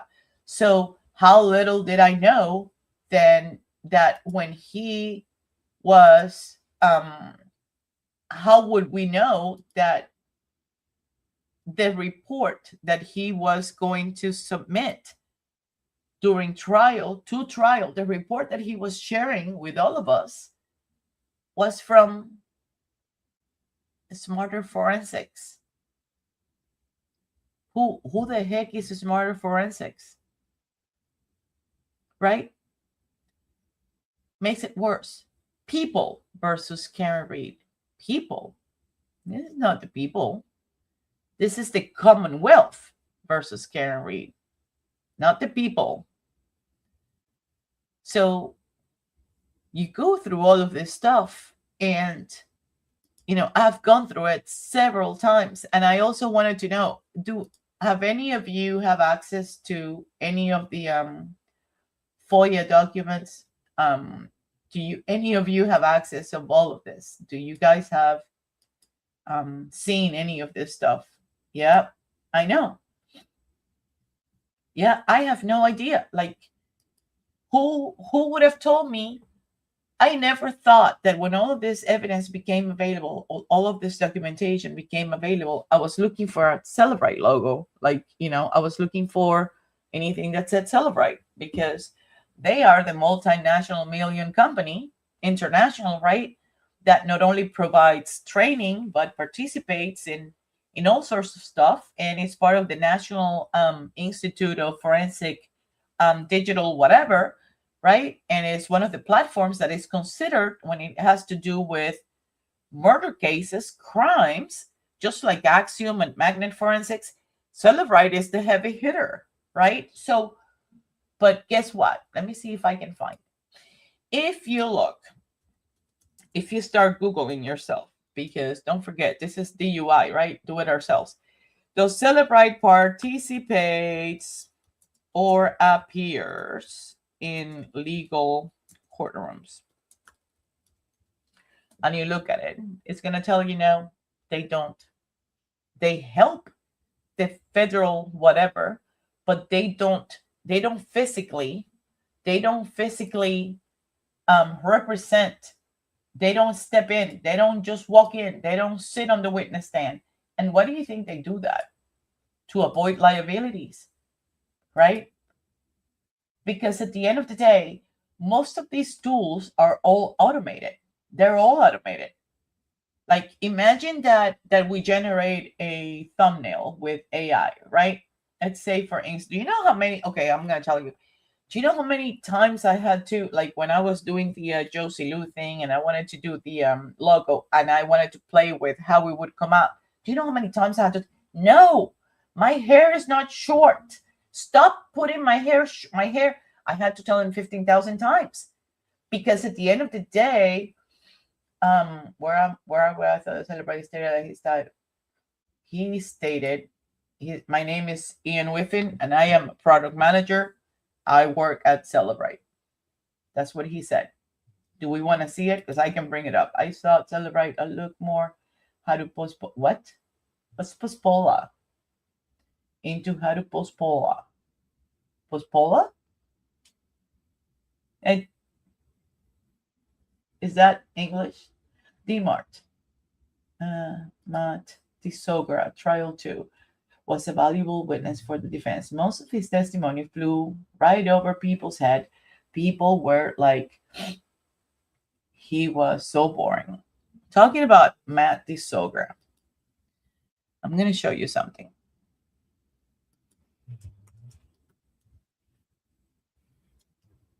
Maybe I should have put Tisogra. I don't know that that's how you spell it. His name was... okay, wait. We're going to get there. You guys are looking at this, right? Because I don't want to do... yeah. Let me take this out. Okay, I'm going to show you. During the interactions and the beautiful project, Norfolk County and Jessica Hamburger and Ian Whipping, they talk about how they submitted invoices. Yeah, we'll have an invoice by you on Monday. Yeah, we'll pay you by this date. Yeah, the DA's office is working on payments before July 1st. Yeah, for the works you've done so far. Okay, I am sure I'll be hitting you up for more. Yeah, we want to pay as much as we can before the fiscal year ends. Yeah. Oh, by the way, thank you for the heads up. I spoke with the district attorney and this and that reminds you, you were free to talk to anybody that you want, but you're not obligated to. And then we don't know what's redacted here, right? But it says, but again, up to you. If you try to be fair, oh, by the way, let me send you this. This is a message that Alan Jackson and Eliza Little left me. Oh, thank you. They are a very aggressive bunch, blah, blah, blah. But one of this,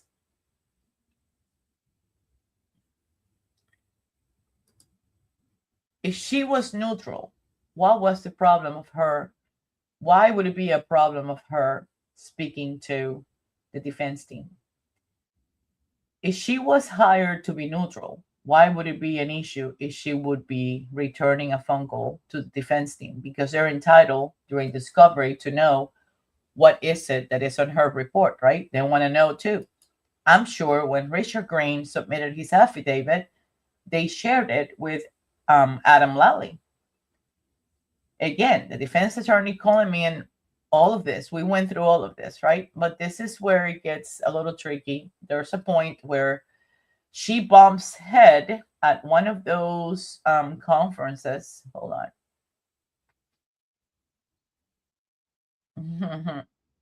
Hold on. And she's alerting Brian Tolley that she bumped. She's in Australia. And she just realized that there is another digital forensic whatever, I'm going to find it, that is talking about analyzing something. And he's talking about working for a high craze whatever. And she's pretty sure he's referring to the KarenRead trial. I'm going to give you a heads up. His expertise is on Apple's health data. And she's alerting Tolley that this person actually exists. Almost like, okay, so why were you hired for? Were you hired to be a detective? Were you hired as an intel operator? Were you hired to support Guarinos? Were you hired to keep your ears open and provide information back and forward? I mean, this is just beyond me. So when you look at Exordia, and this is March 2024, right? By March 2024, that company, if I'm not mistaken, and if I recall correctly, I want to say, here we go. That company was only established for about a year and a half or two. So hello from Jessica Hyde to Adam Lally, Guarino, Tolley, Hank Brennan. Where's Tolley? Where's Tolley at? Mary Ellen Gray. I don't see Tolley, but we're going to see him. Just as a heads up, I just ran into Dr. Matthew Sorrell in Australia at an academic digital forensics conference. We were both given workshops. He let me know that he's working as a digital forensic examiner for the defense in this case, and will be in the US next year for trial. He is located in Adelaide, Australia. Just thought I'll let you know. His specialty is in Apple health data. And then she goes, this is the workshop on cell site analysis. So he's an expert on that, right? Thank you for making things easier at the same time, blah, blah, blah. And this goes on and on and on and on and on, back and forth. From Jessica to whatever. Looking forward to meet the rest of the team. They're on a team. They are a team. Under a master service agreement. They are a team. Can I send it over so we can get started? I'm leaving Australia on Thursday. I return the 27th. They are a team that was hired to work with these people to support Guarino's take. Now, this is going to get pretty rough right around now. Are you guys ready? Are you guys ready? When people think that, wait, let me read this. Hank Colt just won Albert McCabe to the stand. No Proctor, no Tooley. He was, yep. Yep. Yeah, I truly believe so too. But I think that this mishap on all this stuff was what the second jury, which everything that I have read, it says it. Um, okay. The second jury was what's a lot smarter than the first juror. That's everything that I have found on this, embedded on this FOIA dump. There's little nuggets and pieces where people are talking that this jury was a lot smarter than the first juror. They were counting with a stupidity. I think so. I am up 100% positive that they were counting with a stupidity. Thank you, Charity. Yeah, because I can search it and see if I can stumble into something. He almost made it through accomplishing all my. Oh, yeah. And don't forget, that's another thing. The word goal, the goal. And then she shows up on trial and she repeats almost like the same words that she uses during these email exchanges, right? Well, the goal here is to, right? And we, to the point that Lali says, wait a minute, who's we? Well, we peer review each other and we, whatever, it's, I mean, my company. And then she starts sort of like backpedaling and trying to figure out a way to fix it. But at the end of the day, she can't fix it because everything that is on her testimony, if you pair it with the discovery that we have had through this FOIA, it is unrevocably truth that she was embedded with these people. They were hired to work together as a team. They were hired to support Guarino's findings, and stick it to that. Stay with that. Do not go any farther than this, any farther than that. She has no brown who? She was brown nosing. Yeah, asking questions as his profession. And she, yep, interacting with others. Yeah, but at the same time, she was crossing unethical boundaries. Because if you think about it, if you're hired as an expert, your expertise sort of falls apart when you can prove this is not an expert opinion. You're embedded. You're working with these people. What's an expert? You get you hire an expert. You give them information, and that expert is going to go to work. They're going to go analyze, scrutinize, research, do what they have to do, and then they're going to produce what? A report. Any given company it has 2 inches of seriousness. If you get a client and that client is going to outsource you, contract you for X, Y, or Z, you get in writing what are the specifics of their needs. If you are in capacity, if you're capable of rendering those solutions for those needs, that's when you go back. Yes, we can do Y, X, or Z, and we can do it in this time frame, and this is how much it will cost you. If we can come to terms with this, then we can move forward, starting blah, blah, blah, blah. And we can render you a result, a solution, a reporting, whichever you need it, by X, Y, or Z time. And that's it. And yeah, you're going to pay for my travel expenses and my hotel and my transportation. And you're going to send Thule to come pick me up because I already have great conversations with him over email. Yeah, no.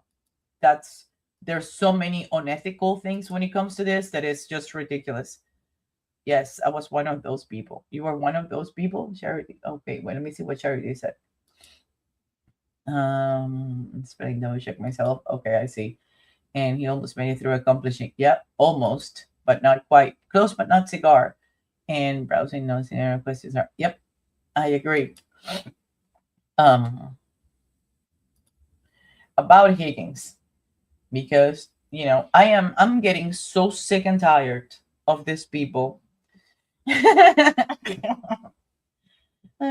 better not say it, but I'm getting sick and tired of the lack of common sense in most of these people. It is just it's amazing. And now, I mean, these are my opinions. It's like, no, they are not your opinions, because if they were your opinions, you would be in your living room talking to your family, and that's it. The opinions that you're having, that you're saying, you're sharing them with 50,000 people. And what you're letting them know is that you are dead serious about your opinions, and you're letting them believe that your opinions are true. Thank God there's a few bright minds out there that can see past the bullshit, because I understand everybody is entitled to have an opinion. But one thing is that we're entitled to an opinion. Another thing is that I try to shove it down the throat of 50,000 people, pretending that, it is the most logical thing. And that is what happened. No, no, no, no, no. Because we're not going to be any better of these people who, right here, that want us to believe that they were not all in cahoots.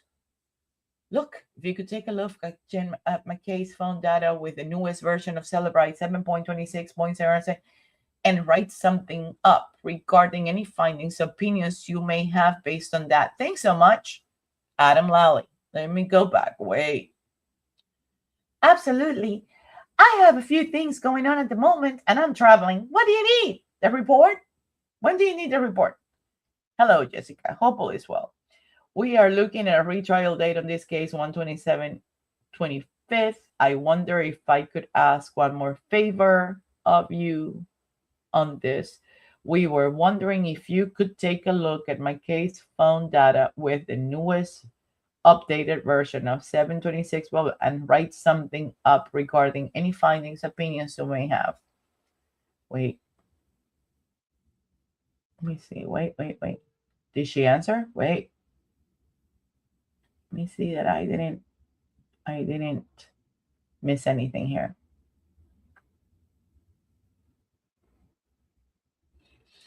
Hello, Jessica. It looks like she did.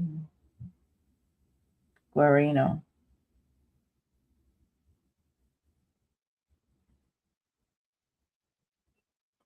October 8th.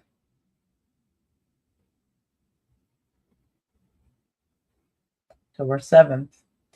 Hello, Jessica, and thanks so much for getting back to us. I have CC'd Ham Brennan, Mary Ellen Gray on this email as well, as they are both working on this case with us. Now, we really do appreciate all your assistance with this. Fully understand you've likely got plenty of other things going, but as soon as possible and applicable on the report, we intend to file some motions in relation to this issue, and your report would be incredibly helpful. Determining issues related to those, please let us know if you need any further. We have an existing master service agreement. Would you like just a new statement of work with signature exhibit A? I can send over and we can get started. I'm leaving for Australia. She's asking for payment.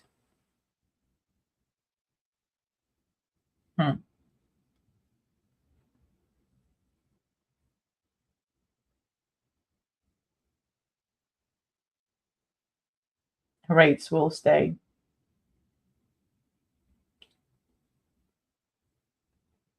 Limited ability during that time. Yeah, these people are ridiculous.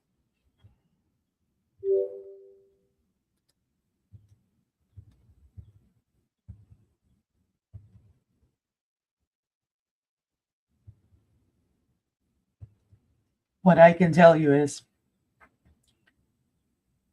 I have spent so much more time in this 3,494 page folder. It's just one folder. It's just one folder of, like, there's 8 other folders. This particular folder, which has all the correspondence, and that's what I was trying to ask. I didn't know if you guys had access to this or not, but I don't have any issues sharing this folder with other people.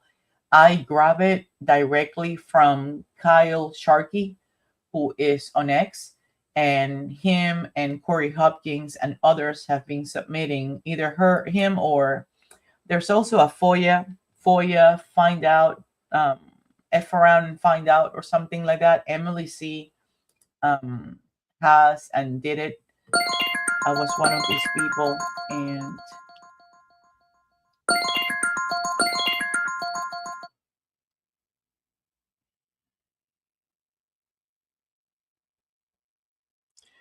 Hold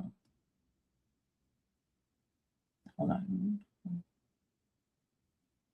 They share it on X. So no Higgins. No. And at the end of the day, this is what I'm gonna share the little that I can, that I feel that I can. Yeah.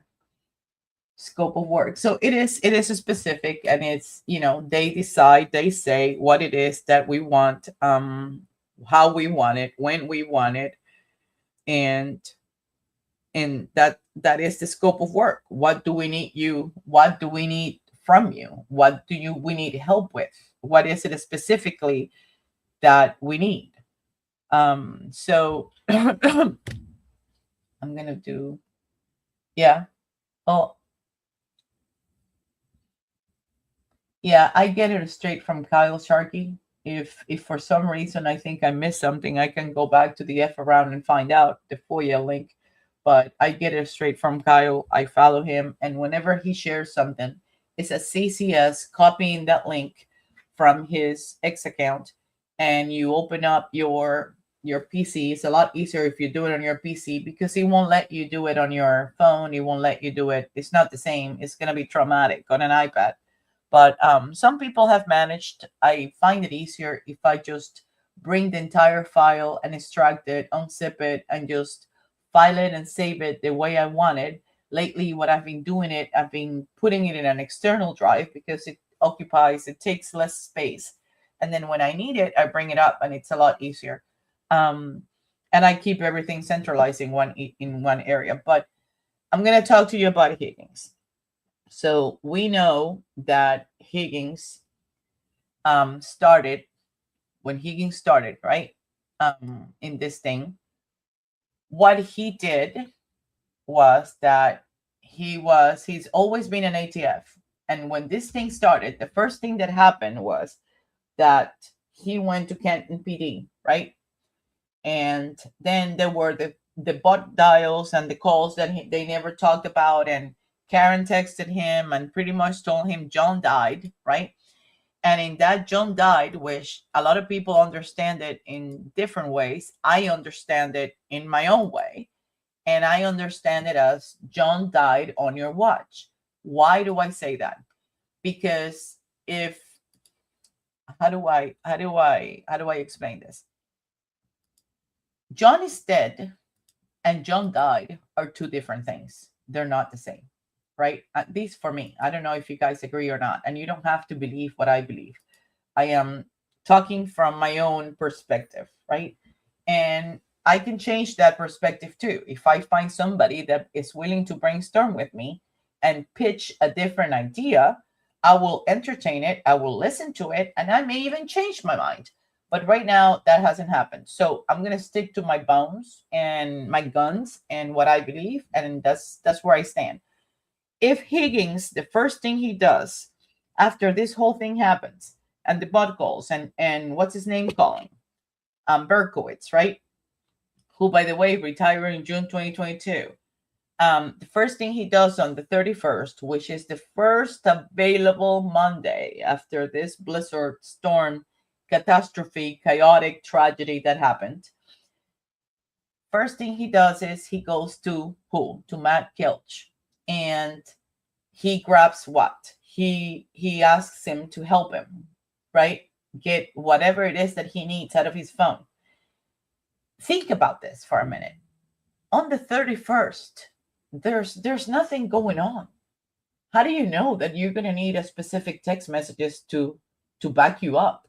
How do you know what is it that you're going to need to back you up, right? You don't know what you need. Like, don't forget the arrest. Karen's arrest, when they went to her, it was on the first. The arraignment was on the second. So how do you know on the 31st? So the 28th is Friday, the 29th is Saturday, the 30th is Sunday, so everything is closed, right? But the 31st of January, which has 31 days, is Monday. The first thing he does, he lawyers up, he goes to Matt Kelch, he asks Kelch for help, and he extracts whatever he feels he needs, right? For what? For what exactly? Like he doesn't know what he needs, right? I mean, Proctor is on the other side, texting with his buddies, and 16 hours into the maybe one day I'll break down the ogre at the mart. When Proctor goes and in 16 hours or so, he already has his own theory. So, how is that possible? How does Higgins know what he needs by the 31st? Matt Kelch is Higgins' best friend. Regardless of all of this, let's not forget one thing. The only person who provided the first, that I know of, that provided the first proffer that was involved in this thing, that was one of the Fantastic 11, 12 people. Not even the Fantastic 11, because Morrissey never mentioned Higgins. Morrissey never mentioned Higgins. Yes.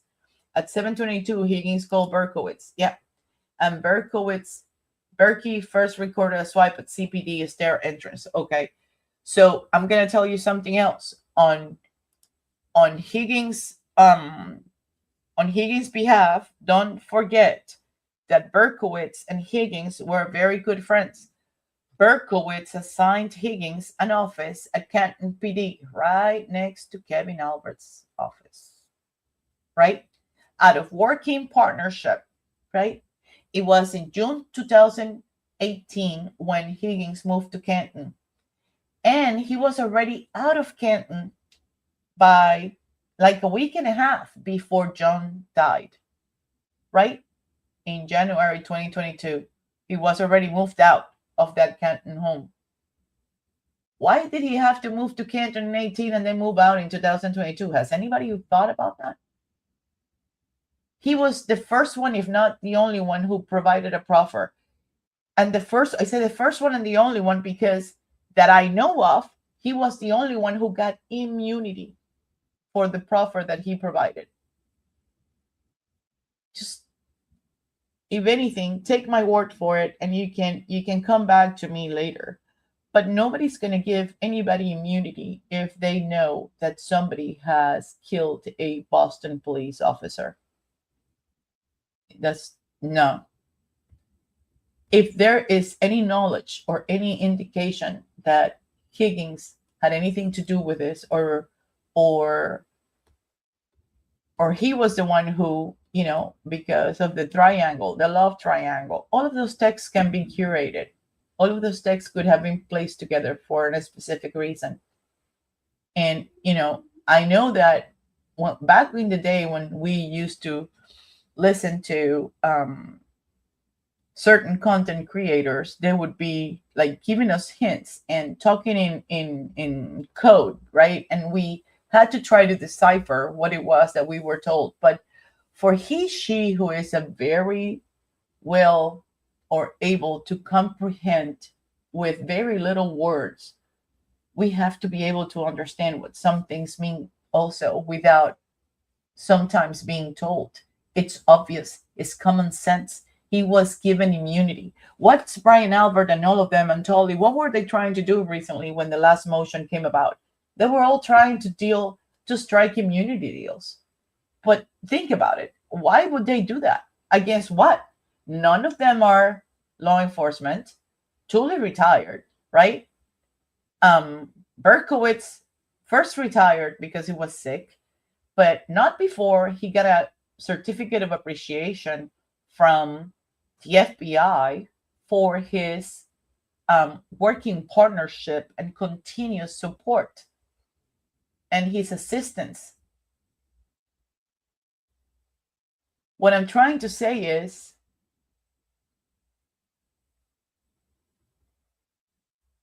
there's a reason why things happened. I don't think Higgins had anything to do with it.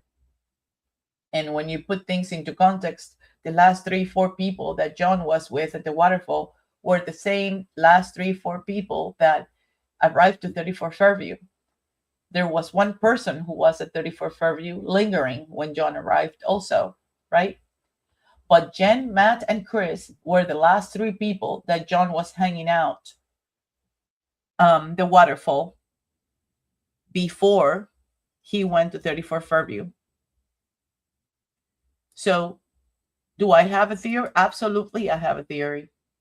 Starting from, to understand what happened to John and how he, for some reason, was killed on January 29, 2022, I think we have to also look at what happened in Canton, like with Sandra Birchmore. She was 23 years old, found dead. Don't forget that the first thing that they thought, they ruled it as a suicide. One of the first detectives on the scene was who? Was Kevin Albert, right? Michael Lank was also there. The digital forensic expert on that case is the same Trooper Nicholas Guarino, who is also the person who we are retaining experts to support his findings. It took an independent federal grand jury investigation to prove that Guarino skipped, ignored, missed, or hid 32,700 and something messages that had transpired between Sandra and the cop who actually killed her. But Guarino magically missed them? How does that happen? If you're trained to do the opposite, if you're trained to actually identify any relevant information that can crack down a crime. So you have all this sort of like shady, dirty people that back up each other and whatnot, but John O'Keefe wasn't a straight shooter. He knew exactly, right? Maybe he knew how rotten the system was. I don't know. Maybe he was documenting his findings. Maybe there was a catastrophic whistleblower situation threat that, was threatening the good old boy system.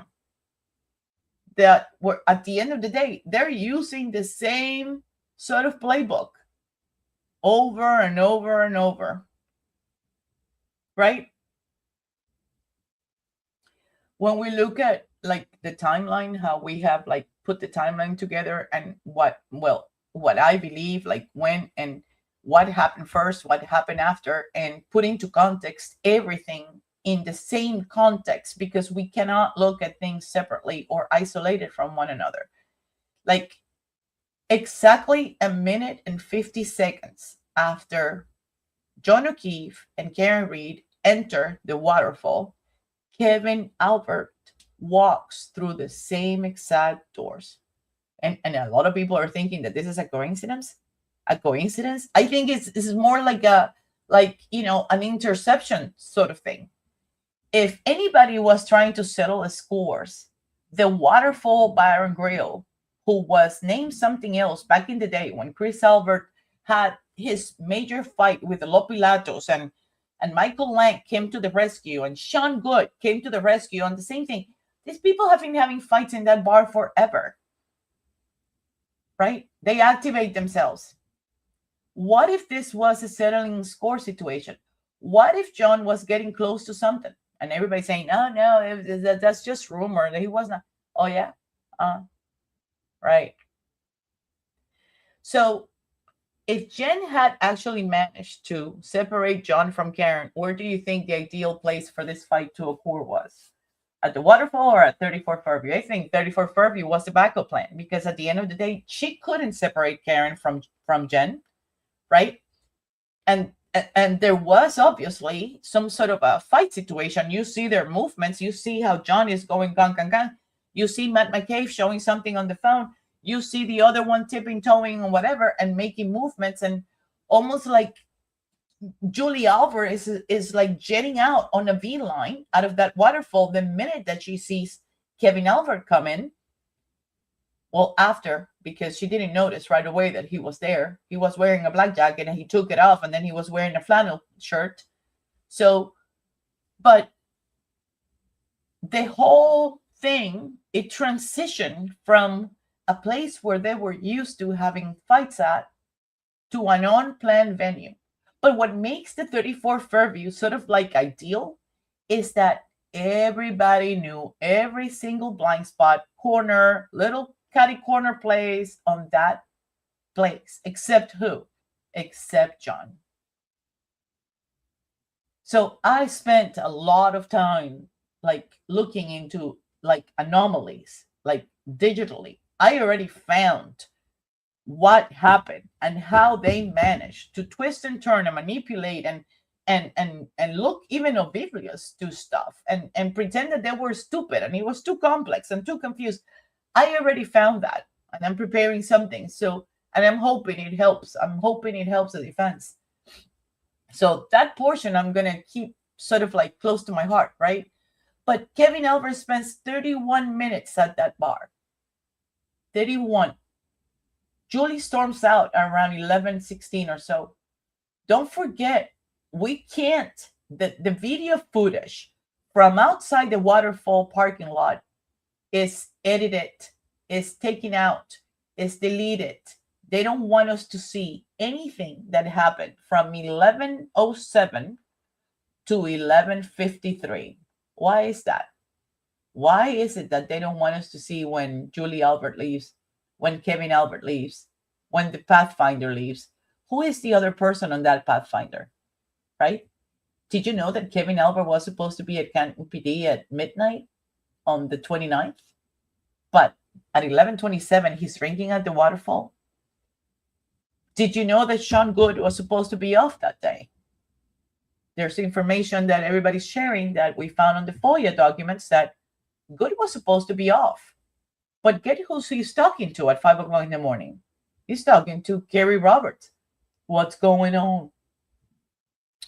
Oh, I'm looking for John. My girlfriend just called and we're looking for. Yeah. And what does Good does? What do you think Good is like, right now, disciplined, on leave?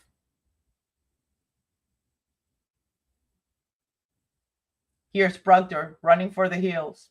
Tolly running for the hills. They know what's going to be shared, what has become public. They know that in paper, if there is anybody that has more than 3, and there's plenty of us that have 3, 4, 5 inches of a brain, they're going to be able to put all of these little things together, like putting an engine together. You disassemble the whole thing and you build it back up from the ground up. Because now we have what we need, right? We have every single piece that we need. But right exactly at the time that Julie Albert leaves, right around that time, and at the time that we are expecting to see Kevin Albert leave, that surveillance footage is missing, edited, deleted, it's wiped off, it's not there.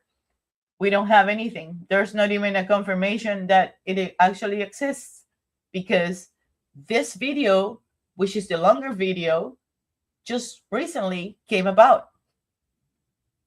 You know how long I had been looking for trace or anything that would indicate or pinpoint Kevin Albert, because it didn't make any sense to me that he wouldn't show up at anything, especially after Chris invites John to go to the waterfall and John asks, is your brother Kevin gonna be there?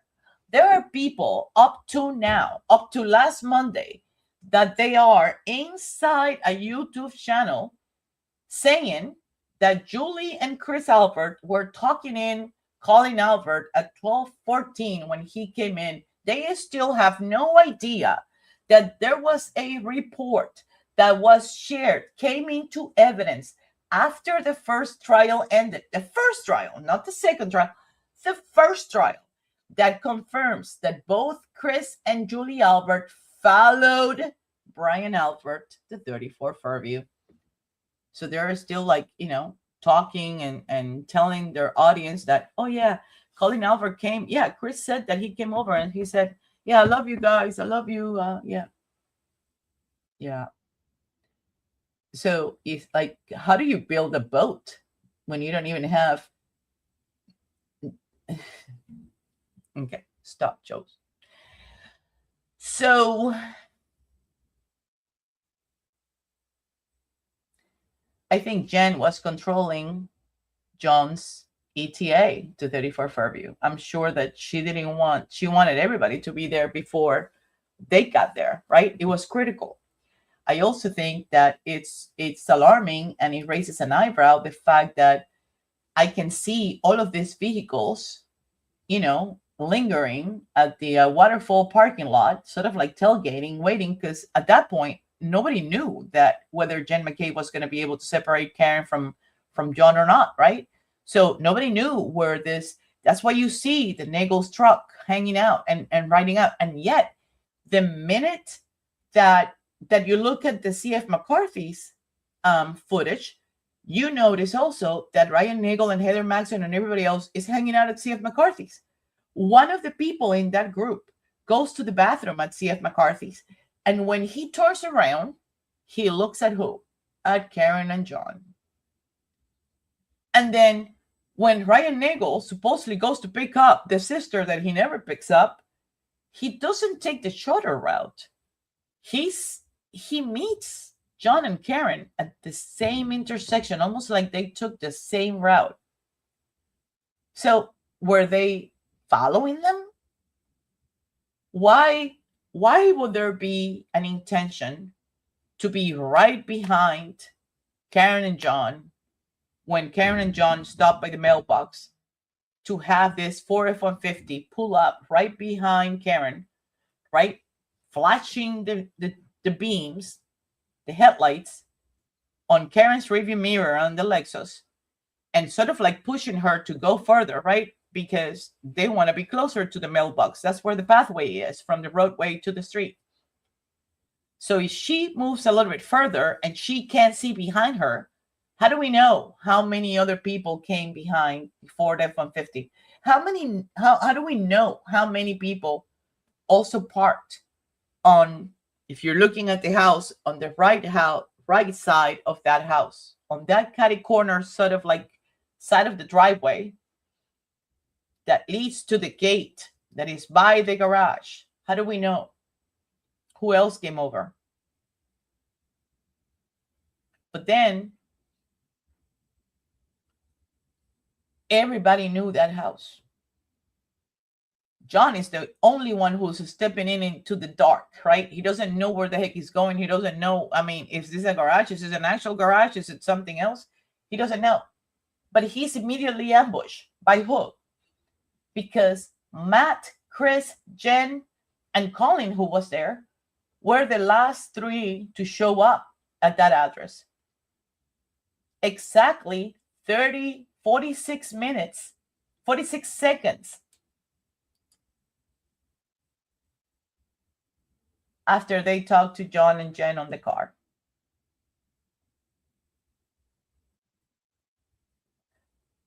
I think the primary fear that these people had was that Karen would get out of the car, right, to look for him. But Karen thought that John was pulling another John, and she just got pissed and she left. And I'm going to tell you another thing. She left by 12:26, because to be able to be captured in front of the Canton Library at 12:29:02, she had to have left by 12:26 and a few seconds. So in the meantime, John is already down, right? And the initial plan wasn't to blame Karen for this, because what are they going to do? I mean, they didn't think that far out. The only thing they knew was that the fight broke up. Somebody got ambushed. There was a fight back and forth. And, let's put it into context. If we follow Craig Casey's blueprint, right, on December 24th, 2018, he was found dead on the front lawn of the neighbor in front of John O'Keefe's house. To this date, that's unsolved, right? It's written off as tragic. It could be a snowplow. It could be a car accident. Some people are saying that there was an accident, that he got ejected from the car and he ended up in the lawn in front of John's house. But the funny thing is that when the police did the first call to that site, to what happened, Craig Casey wasn't there. He showed up 5 hours later. And for all I know, the police swept this under the rug, because I tried to find autopsy details or accident reports, or anything that happened. I haven't found anything. I talked to somebody at one point closer to the family, and let's not even go there, because it's just it's beyond sad. So this is a blueprint that we already have, something that we know has already happened, and it hasn't caused a lot of commotion, and nobody even. But in this case, this kid, right, was at the mercy of whoever, like, let's say, for instance, the Turtle Boy or something, right? This is a Boston police officer. But they thought, he wouldn't be the first one that would be found on the snow, and nobody would doubt that he was a plow driver or an accident or something happened. So going back to Kevin, if he was supposed to start at midnight on the 29th, but the video that we have proved that he was still drinking at that bar at 11:27, he never logged into his shift. Sean Good was officially supposed to be scheduled out of work, but he activated himself, right? And he was the one who took the 6:03 call and the 5 a.m. call from Kerry Roberts, very similar to the Lopilato situation, where Lank activated himself, and Sean Good, was also helping out in that situation. So these are creatures of habits, people. Creatures of habit. They were controlling the phones, controlling what happened, who came in, who didn't. At 4:53, Karen calls Jen, and that unveiled an entire different direction in which this case was going to, steer to. So, am I talking too much? Wait, so where am I? Okay. Ask Chris if Kevin was going to. Yep. And everybody thought that it was maybe because he wanted to hang out with him or whatever, but I don't think he had anything to do with that. I think he was asking because he didn't want to bump into him at all. I think that, and it makes sense when you look at these 3 accounts that he had on his cell phone. How do we know that other people didn't know that he had 3 accounts on his cell phone? I think it was too. Like, you don't have to go on that bed by yourself. We can put money on it. We can go on it, both of us, because don't forget, it's just like I said. I would put my hand on fire that Chris was on that car with Matt and Jen when they were what was I call it? When they were leaving the waterfall, because it's the only explanation why Chris was the one who invited John to the waterfall. Even until the minute that John leave, you see Chris lifting his arms up like, are we going, or what's going on, or I don't know, man, or he's talking to him right up to the last minute until he goes to the bathroom and John looks to the sides and said, yeah. But at some point he said, who's there? I said, my brother Brian. He said, your brother Brian? I said, yeah, Brian and Brian Higgins are there. He said, where's your brother? At some point he said, who's there? I said, my brother Brian. And he said, your brother Brian? I said, yeah, Brian and Brian Higgins are there. He said, where's your brother?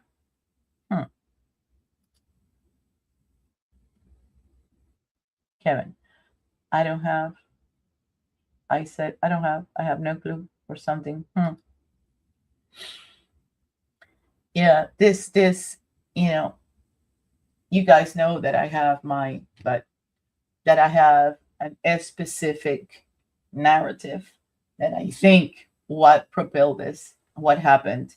It starts with the Sandra Birchmore situation. And, I had a lot of people, it's like, so what's the motive? What's the motive? Well, depends, like which motive, because we can look at motive all day long, right? We can try to sort of like make it make sense to us. But at the end of the day, every single event that has happened so far in the entire thing, and it doesn't just start where with what do you call it? With the fact that this was fight, period, that it wasn't planned, that it was an accident. No, this there is a reason why this happened. And I'm going to start by saying that John was not your shady, cheap shot, Canton, or BPD cop. John was a good cop. He was the one who was the rule enforcer, right? He didn't want anybody going over his lawn.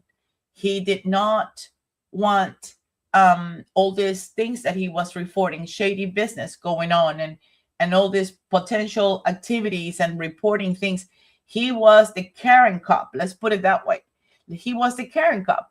If he saw something wrong, he would talk about it. He did not fit.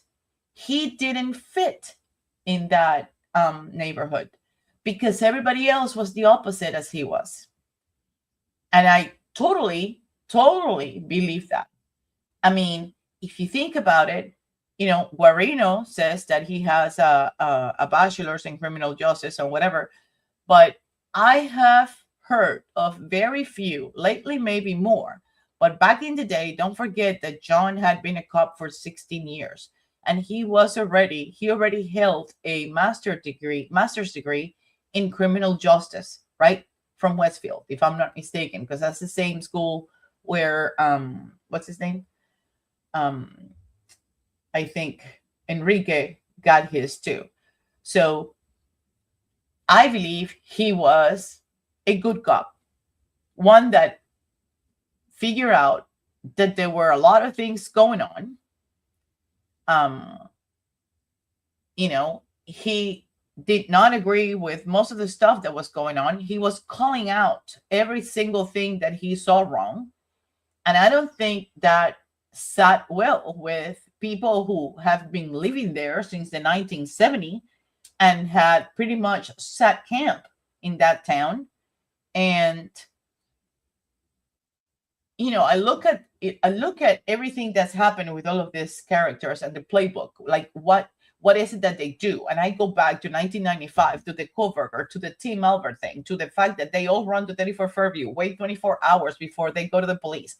I look at how Sean Good and Lank, even though Lank doesn't get along with, because that's another grief, but even Kerry Roberts said these people hold grudges for a lifetime. True, but Lank has always been buddies with Jen and Chris Albert. That's been a different sort of thing that has nothing to do with Brian Albert. Now, that O'Keefe was a clean cop, tracking maybe local corruption, that he himself, the fact that he existed, or the fact that he may have uncovered something major regarding Sandra or the Trooper Guarino involvement, anything, and he had it on his BPD phone. I think the whole Kevin Albert thing was to intercept John at the waterfall. I mean, 120 seconds later, after Karen and John walk in, Kevin Albert is at the waterfall. So here we go again, right? Another digital cover-up. Just like the 32,700 text messages were ignored and hid by the same MSP digital forensic guy that is now also involved in this case. So I'm going to tell you what I think. I think that the whole FBI situation and the entire investigation happened because of that. I kept thinking about it. And the other day I posted on what do you call it? On X, because it just dawned on me. And I already knew it, right? Like I already, how do I put this? Okay. So I already knew that, oh, I put the wrong one. I already knew that there were three. I knew that the phone was extracted at 12, around 12 p.m., 12:27, 12:25 or so, John's phone on the 31st. I knew that the imaging thing, because somebody also pointed it out, it was 2:25, but then I found out that typically that's how long it takes. But as of the 31st, they already had most of the information, the critical information that they needed to figure out what did they need to make disappear or edit or wipe out or find or whatever. They, by the 31st, they already had it. It's the same day that Higgins went to Matt Kelch and extracted whatever he thought he needed to extract as far as evidence that he needed to provide. The same day. So, but then I noticed when you look down below, it says that, I'm going to bring it up. Hold on. I'm going to bring it up. And share screen.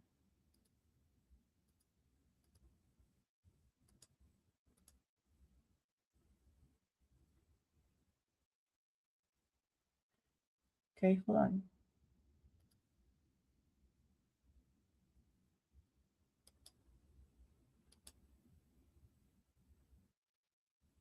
Hold on.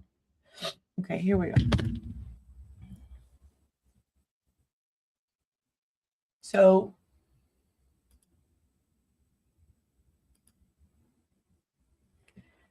three accounts. Do you guys see? Let me see if you guys can see it.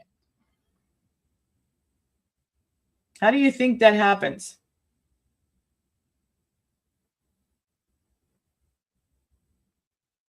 How do you think that happens? John O'Keefe at pd.boston.gov, right? And then you have KK Furbush, right? iCloud, right? And then you have JJ O'Keefe 28, right? You can't see it. JJ O'Keefe I just 28. Confirmed it. You can't see it. Hold on. I noticed it. I had to log into my phone to be able to see it because, hold on. I need to take this off. Because if I don't, you can't. There we go.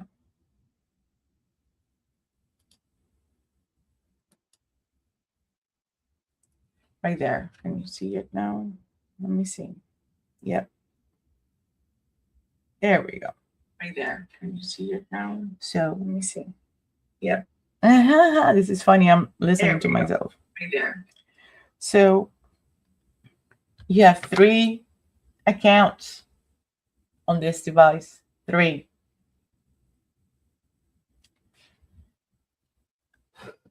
So one thing that Guarino can do, you want me to tell you what he can do?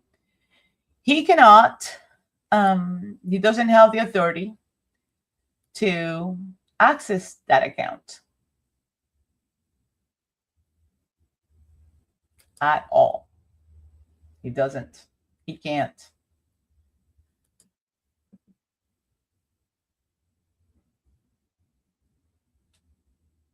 And that is the essence of my next chapter in life. As I already found out, I already double checked it. I already confirmed it. And even though, it's out of my hands because I'm not going to take that to the bank. unless I have what I need to cash in on it. So I can assure you that this is a collaborative, not only, I'm not talking about YouTube or the channel or the one string. No. I'm talking about the fact that this was a collaboration. This was a collaboration between a group of people. And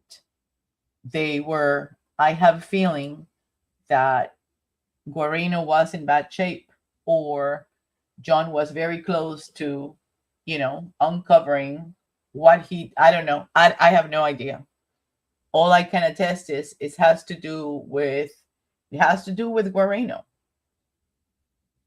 I think it has to do with Guarino and with what John had uncovered, and with the fact that because everything is to support Guarino's finding, everything is an effort to make sure that Richard Green has limited information to do his job. Everything is to give Jessica Hamburger whatever it is, the least that she needs, so she can do what she needs to do for us. And can you produce something on Mrs. McCabe, because we need to exonerate her. But Mrs. McCabe cannot be exonerated because somebody did try to open the tab and enter House Long to Die in the Cold on or about 223 to 227.40. And furthermore, when realized, because they were abruptly interrupted, and that suspended tab, you remember what Jessica Hyde said, it does exist. The suspended tab, it does. Absolutely, it existed. You remember that I played it? And maybe it's worth putting it again, just in case.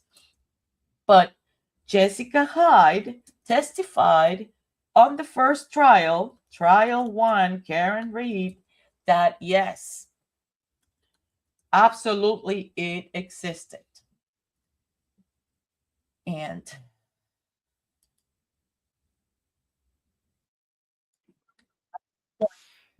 needs to come out. At some point, the right people that need to understand what's happening need to step in and understand that this was a plan, right, to create confusion based on how complex all of these terminologies and everything is. And these people who were retained to support somebody's findings, the least you could have done was, that you are addressing an audience that does not have the same level of expertise or deep dives in forensics as you do. So there's got to be a change in laws where, even though the experts are experts and render their reports and their PowerPoint presentation, they also need to understand, they need to land the damn plane. They can't talk in French when their audience is American. You cannot come and try to talk algorithms to third graders. It doesn't work. Or calculus to a biologist, because they don't know. It's a foreign language. So I'm going to bring up, she said it.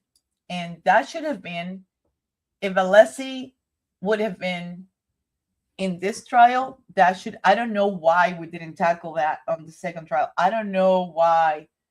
We should have gone full stop when she said, oh, okay, so maybe it is our confusion. Maybe we're calling it a deleted search. And the entire time, it's been a suspended tab that actually somebody wrote and typed in something and was abruptly interrupted. And that's why it wasn't completed. But somebody did have access to that phone between 223 and 231 and enter those words into a search engine tab that became suspended when the person failed to execute it. But the actual words that they used 4 hours and a half before John was found dead were showing undoubtedly that they had prior knowledge that John was dead. And what they were trying to do was figure out a way of how long to die in the cold to see if they can blame it on the plow until Karen called at 4:53 in the morning. and then ding, ding, ding, bingo, we found another way. This is easy. All of these people know exactly what they did, and that's why they're running scared. That's why they're trying to do whatever they can to escape this thing, because they know that the walls are narrowing down and they're crumbling down. And it's like they are not going to succeed finding immunity or getting any deals, because based on what? What do they have to give us in exchange to that? They have nothing. Nothing. They have nothing. Unless somebody that was there is able to come in, tell the truth, save themselves, and say who was involved. Who of these last three people that were there, Matt McCabe, Chris Albert, possibly Kevin Albert, possibly Colin Albert, who engaged on a fight with John O'Keefe and tells the truth in exchange to avoid, the death penalty or something? They have nothing to give us in exchange. So,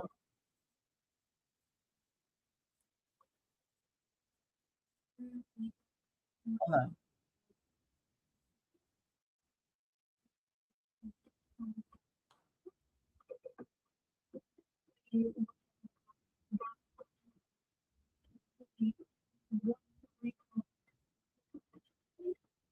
Hold on 1 second, guys.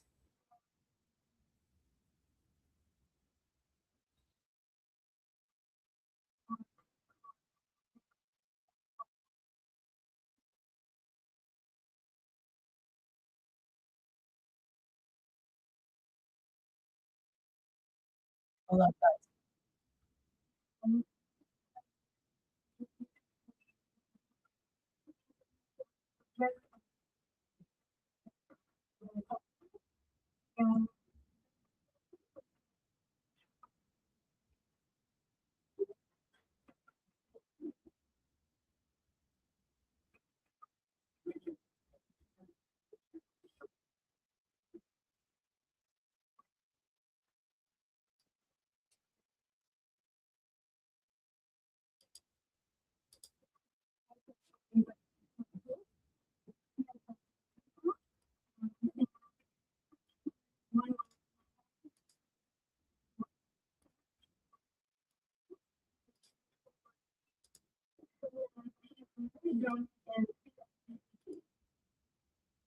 And what, if any, information from your starting, if you could,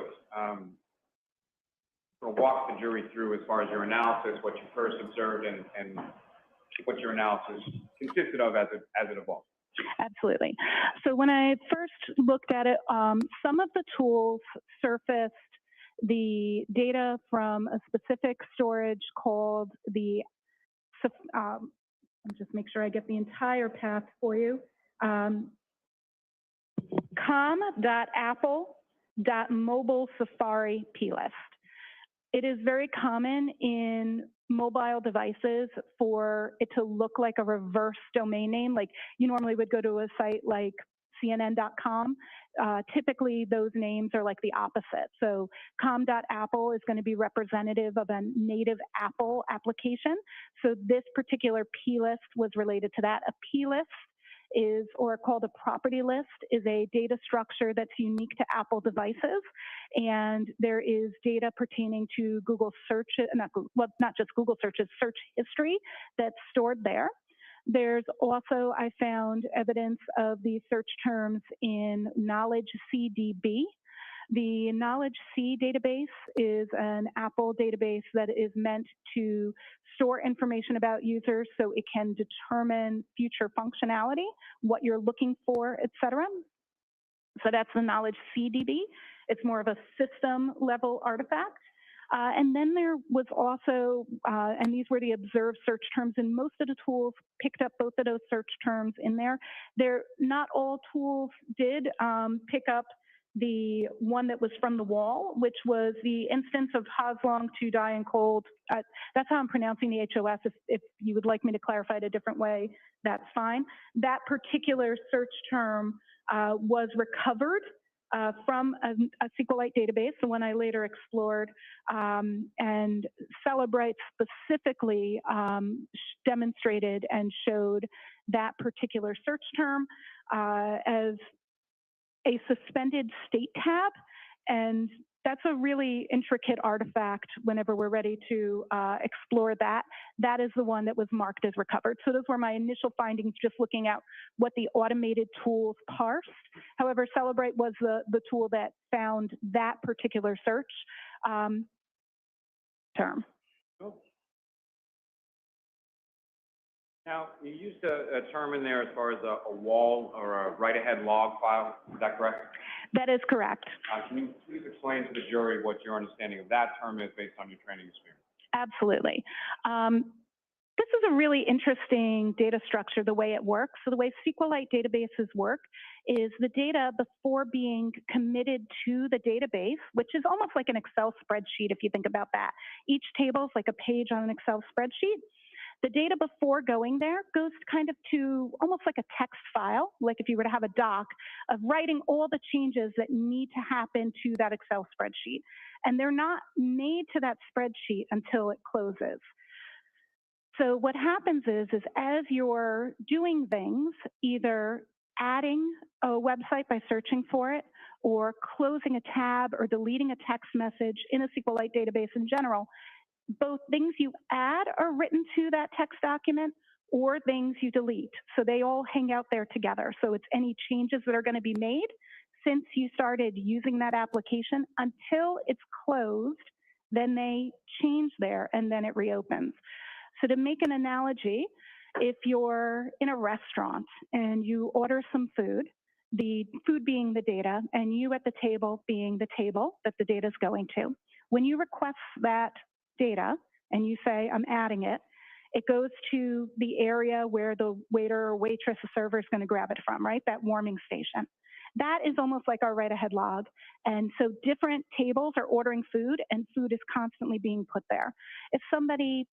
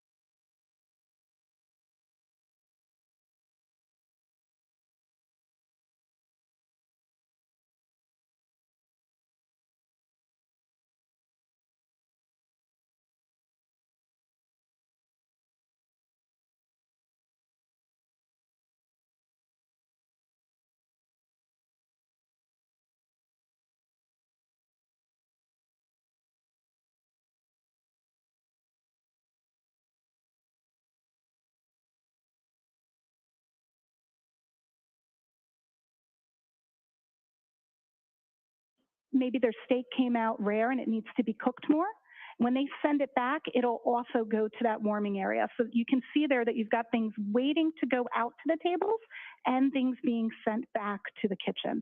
So simultaneously, that storage area contains both the newest stuff waiting to go out and the stuff coming back. And that's really what a wall file winds up containing: your newest Google searches, your newest text messages, et cetera, as well as anything that you've been deleted, that you've said was deleted, because the reference in there is going to be delete this entry. And so then all of those don't happen until the application is closed and reopened. If the application's been closed, when we do the extraction, we actually don't get the wall file. We only get the wall file if at the time of extraction, that database had not been closed. So that just means that Safari in this instance was still running when the extraction was done. Most of you, when you use your phones, you leave the applications up. So because of that, we have a wall file, and so that wall file is going to contain both a data that's been requested to be deleted and new data. Now, when I say deleted in this instance, I don't mean like you as a user saying, delete this old text message. What I mean when I say deleted in this instance is removed from the database. So when we're talking about something like a Safari tab, deletion from the database can occur because you close the tab. We all open tabs when we use our browsers on our phone, and we all close them. And so closing in that instance would be a deletion in the database. See? But what that's doing is not a user requesting deletion. So I just want to be clear on that term. So see what we were talking about earlier? This is going to become the battle of the semantics. Forget the expert. This is not going to be a forensic digital nothing.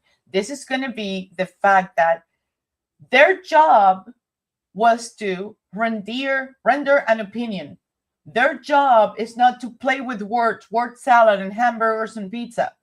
If you thought that there was not a deletion of How Long to Die in the Cold at 22740, then you should have said, well, in my opinion, based on my forensic blah, blah, blah, in hamburgers and pizza, is that there was an open tab. The phone was in use from 2:23 in the morning until 2:30, whatever. And I'm pretty sure she set an alert on that phone. There was an open tab and somebody entered on the phone, which was downstairs, different from the watch, which was upstairs, entered How Long to Die in the Cold. And prior to hitting enter on executing search, it got abruptly interrupted and it became a suspended tab.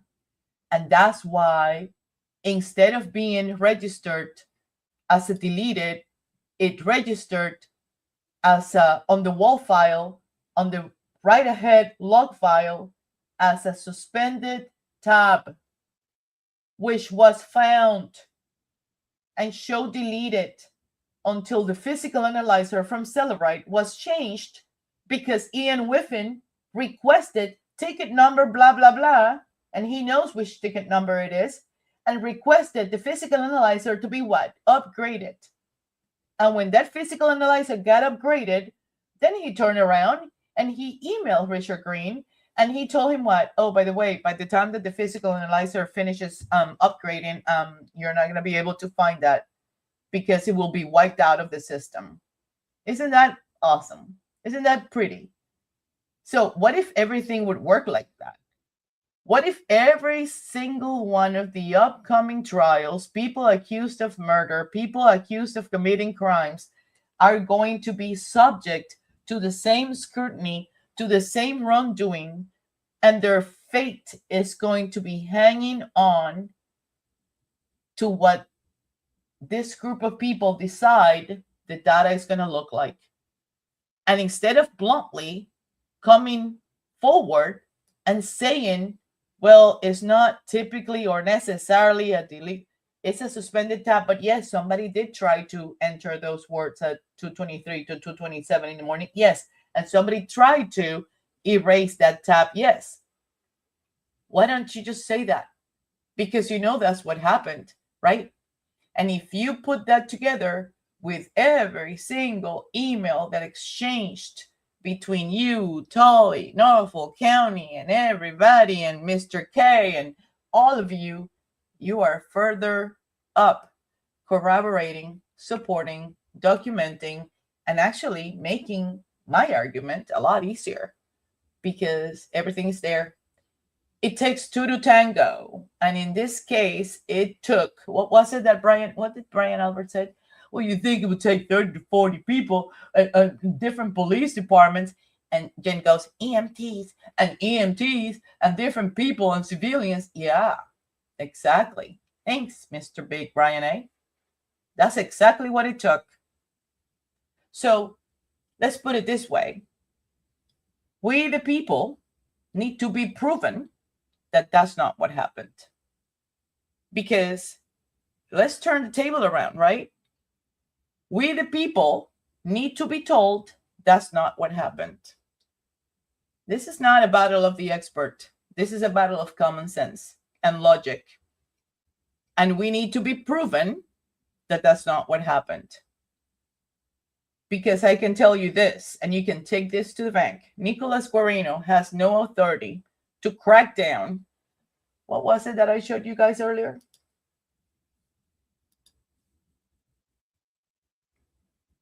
Account, jaunt, john.o'keefe@pdboston.gov, embedded on iPhone 11, right? Number 617-922-9234. john.o'keefe@policedepartment.boston.gov, along with his personal account and his late sister's account, all embedded in the same phone, extracted on 1/31/2022. Right? You don't have that authority, Guarino. So you needed a team player. Who was that team player? Who could bypass the firewall, the encrypted data, right? All the security firewalls without triggering or alarming or creating a chaos within the Boston Police Department? Who? You can't claim ignorance anymore. You can't. I mean, you cannot. Not all of us are stupid. You have a very limited group of people who are your niche. Not all of us are your niche. So you're going to have to figure it out. Because we know that John O'Keefe was on the phone with Matt McCabe, Jen McCabe, and Chris Albert as they were driving on their Yukon from the waterfall to 34 Fairview. We know that at 12:19 even, John opened up his Waze account.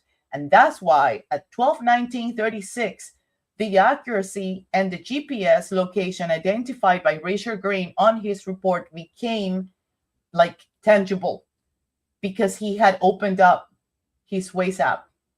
But at 12:19:36, that phone call ended, right? But before the phone call ended, what happened? John was able to convey the information of how far he was from 34 Fairview.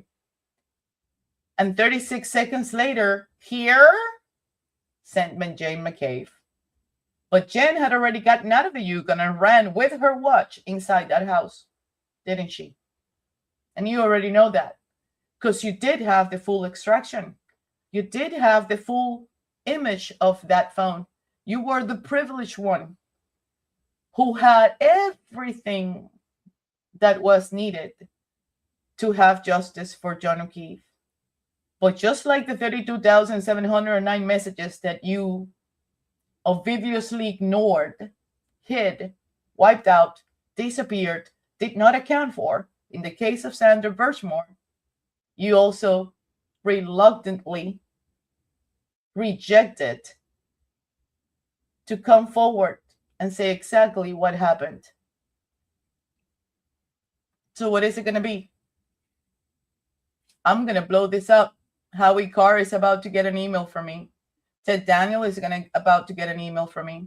I don't know who's going to answer it, but I am going to provide everything that I have found out with backup documentation, with all of the documents and proof that I was able to get my hands on to show how this epic, chaotic mishap happened. And then I'll just sit and wait until, the normal conventional news lets me know what's going to happen afterwards. But we're not just going to cross our hands here. We are going to demand justice because, people like Guarino, people like all of this MSP people, BPD people, all of you, you are supposed to answer to the public. You are public servants. You answer to us. You owe us the truth. You owe us to perform your job with integrity. And if this doesn't come out before the civil trial, it will come out within the civil trial. But I'm not going to stop emailing and sending information to everybody that I believe has 2 levels and 2 inches of integrity that is actually going to look into this, verify and vet that everything that I provided is absolutely truth. And when all of this comes out, guess where you're going to be? Bye-bye. And to that point, as far as, so when you say something has been deleted specifically with reference to the write-ahead log or the wall file, that's not something that's necessarily initiated by the user themselves, correct? Correct. And I think that's a common misconception, yes. Your Honor, just in regard to a side issue, may we approach this briefly? Sure.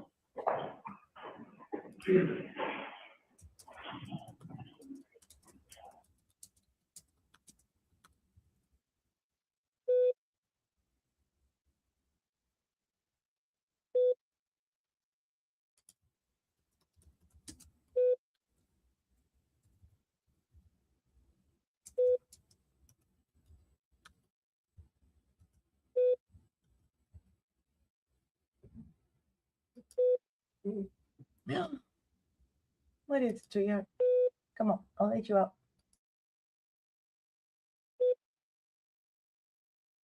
Database where text messages are stored, and inside that database we would see the time and date that you sent it, who it received and who it was sent to. It might not be their name, it might be a numerical representation that we have to tie to another database. Then we would have the message itself. It may be in plain text or it may be encrypted or encoded. And then we may have something called a blob, and that would be a reference to data that's too large to store in the database, so it would be elsewhere. So that would be if your text message included, let's say, a picture or a video. Now, in regard to your analysis and your ultimate conclusions, in this case, you wrote a report, is that correct? That is correct. And within that report, there are a couple of tables and a specific figure, is that correct? That is correct. Your Honor, with the court's permission, if I could, I'd like to publish to the jury Table 1 from Ms. Hyde's report. Okay.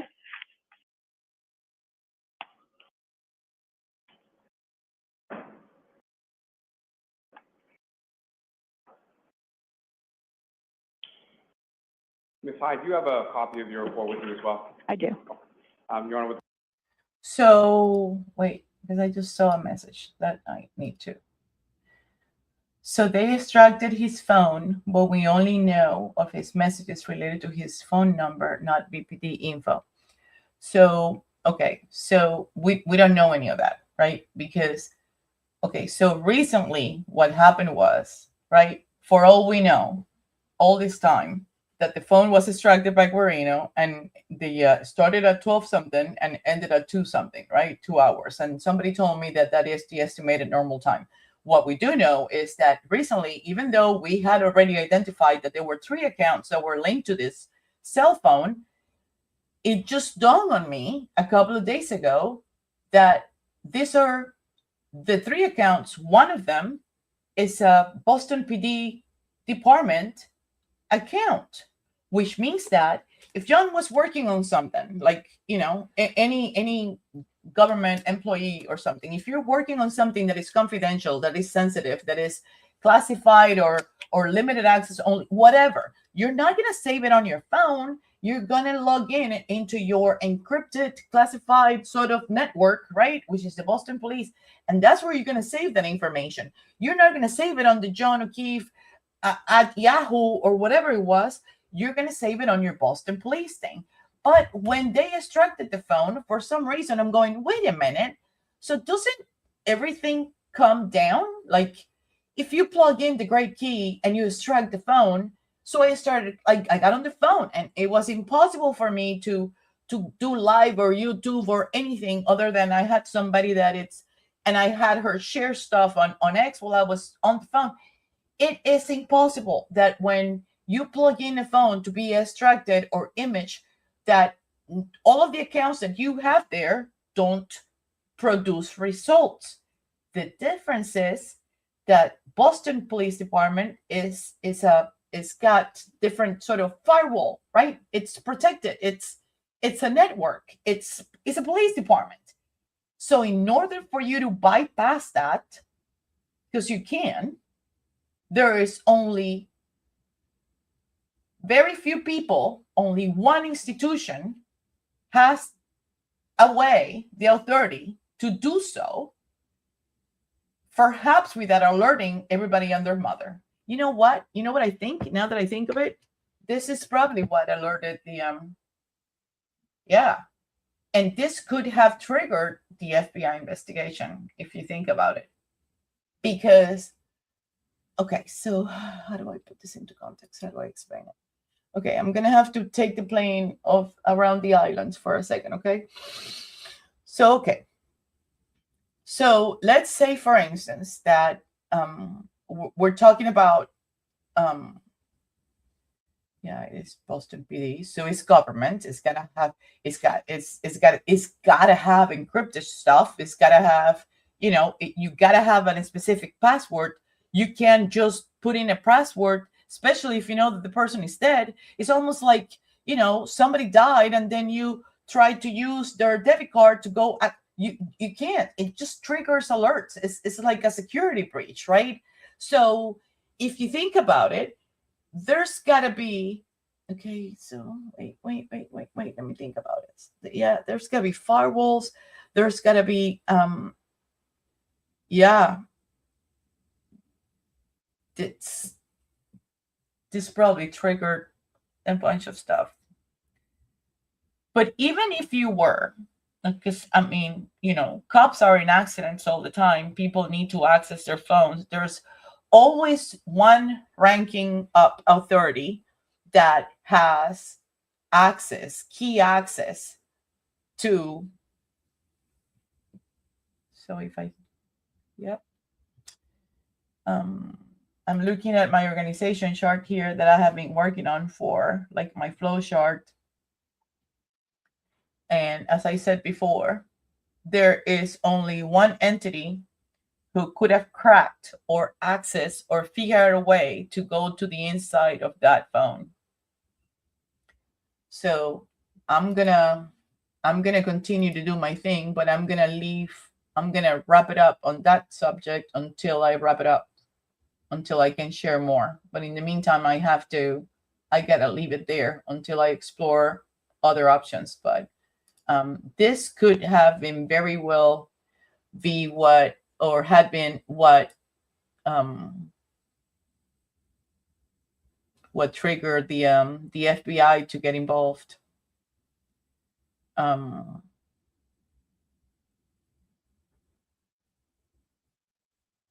could have been the breach, or they interpret it as a breach, or they interpret it as somebody tried to access the interior of the phone. But I remember one time, and I was talking to somebody yesterday on the phone. At one point, I needed to extract all the stuff from one of my phones, and both accounts that I had there, everything came down. Like, I was able to access everything downloaded, everything. The result of the extraction brought both of the accounts that I had linked to that phone. So how can you, one yes and one no? The only reason why a specific entity, in this case Guarino, could have only had access to one particular account is if his authority, his level of authority, his clearance, or his whatever, right, did not allow. Yeah. Oh my God, you guys. So going back to one of my longtime friends, they have everything. I remember she kept, every time I talk to her, it's like, they have everything. They have everything. Yep, they've had everything. Because, Jesus. This is going to be a fun ride. Watching this unfold is going to be a fun ride. No wonder why Tula is running scared, right? No wonder why everybody is like detouring and talking about different stuff. But I'm going to tell you something. If John ended up at the waterfall, was due to an invitation from Chris Albert. If Chris invited John, and the first thing that John asked was, is your brother Kevin going to be there? I am absolutely positive that be anywhere near Kevin Albert. Anywhere near Kevin Albert. So I will put my hand on fire, especially after I saw that there was a call between Brian Higgins and Kevin Albert around 3:27 p.m. I don't know if you know that, but that is also available on the FOIA files that were recently on, not on the last one, but on the second one, and is the third file after the correspondence. You're going to see that there is a text message at 3:27 between Kevin Albert and Brian Higgins. And where was Brian Higgins on the 28th? He was coming back from a funeral, right? And where was supposedly Kevin Albert on the 28th? Wasn't he on the same car coming back from the funeral? Yeah. So, yeah, well, we're going to leave it at that. But it's been 3 hours, 23 seconds, 24, 25, 26. I didn't want to take a lot of your Friday, and I didn't want to make it too long either for those of you who come back and watch the replay and try to catch up. It would be so traumatic for you guys to watch. So I'm going to leave it like, where we are. I'm going to go play with my dogs. I have a lot of things to do, but also have to take a couple of hours to myself and unwind. And while I unwind, I'm also going to think and brainstorm because something else is not clicking, and I'm trying to figure out what that is now. There is something else that is not clicking, and I think it has to do with Sandra Birchmore and Guarino. So I'm going to explore a little bit more on that and expand a little bit more on that and see if we can make any sense of all of these recent things that have come up. Now there's more files that have, I'm still on the same file that has 3,494. I keep going back and reading it. I read it once real quick, and then I have to go back because if I want to audit that and put everything together, I need to stop at critical moments. There's so much details there that everything is like, it's almost like it works in sync with everything that we're doing. And every little piece of information further attests that we were not that far off crazy either. Like, we were on the right trail from the beginning.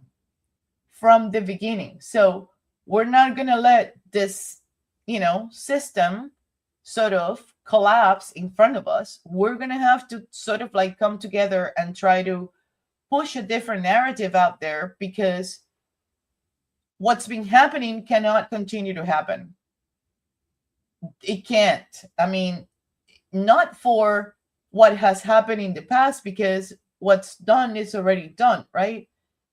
But there are so many more cases that are coming after this that cannot sort of like go through the same scrutiny and all these lies just to know. We can't. So I'm gonna leave you at that. But I think Jen McKay phone, her phone, and I want to say whoever had that phone downstairs, I know she was upstairs with her watch because she was wearing it, but that entry was done, and it was done in the write-ahead log on the wall file, and it was done, and they were trying to delete that suspended tab that linger there. Even if they did not execute it, even if they did not hit enter, the house loan to die in the cold was entered on or about 2:23 in the morning to 2:27:40. That did happen. It did happen. And it should have been enough to change the seats between Jen and Karen back in trial 1, trial 2. It should have been enough. Don't forget what happened at 4:53. Everybody panicked, right, when Karen called. But don't forget what happened at 4:55, right? That's when I realized that John died. At 4:55 in the morning, who was it? The first person that Jen McCabe called? Julie Albert. Why? Didn't they say in trial that none of them were there? Right? Why call Julie Albert? Maybe same reason why former Lieutenant Kelleher, who lived in front of Brian Albert, didn't call Kevin Albert, right? Who's a Canton PD detective. Didn't call Michael Lank either. Ended up calling Gallagher. Hey, Gallagher, why don't you drive in the middle of the blizzard from Milton and come out and see what the heck is going on here at Brian Albert's house? Why wouldn't you call Kevin? You didn't want to put him on the spot? Did you know that he was just there? Was Michael Lank there? Like, hello? Let's go back to that statement. We're not all stupid. and we're not go buy lemons from you when we're trying to buy limes. So get jiggy with it. I'm gonna wrap this up. I'm gonna leave you guys with homework. Make sure if you don't have access to all of this stuff, and either me or Sherry or whoever can send it to you, so you guys can also help us read and scrutinize and see if you find something. There's a lot of us working via email and DM and messages and through YouTube, and everybody's helping and pointing out things that come out. I want to say thank you to Lisa Davy. If you guys haven't had a chance to read all of the comments and the findings and the things that Lisa Davy brings up to our attention, it's amazing. Sherry D, everything that she posts, it's also very useful to know, at least, right? What are the opinions on, plus you would go to One Meadows first. Why would you go? Who? Plus why? Hold on. Your vacation. I don't have a vacation, sweetie. I'm taking a couple of days to see if I can rest this arm. I have PT on Monday, and it typically hurts unless I rest it. But let me see. Plus, why would he go to One Meadows first? What are we talking about? Oh, Gallagher. Yeah, so because the message, so he called twice, right? Chief, when he says chief, well, chief, lieutenant, he's talking about Kelleher. So apparently what I take is that he either left him a message or call him and talk to him, walk him up, right? At some point, I also saw a memo that everybody was authorized to use their personal vehicles because if they had a 4x4 because the blizzard and blah, blah, blah. So I have a feeling that they first either spoke or he left him a message, told him that it was John O'Keefe that was involved, told him that John O'Keefe lived in One Meadows and that something was going on at 34 Fairview, or told him what happened. I'm not sure.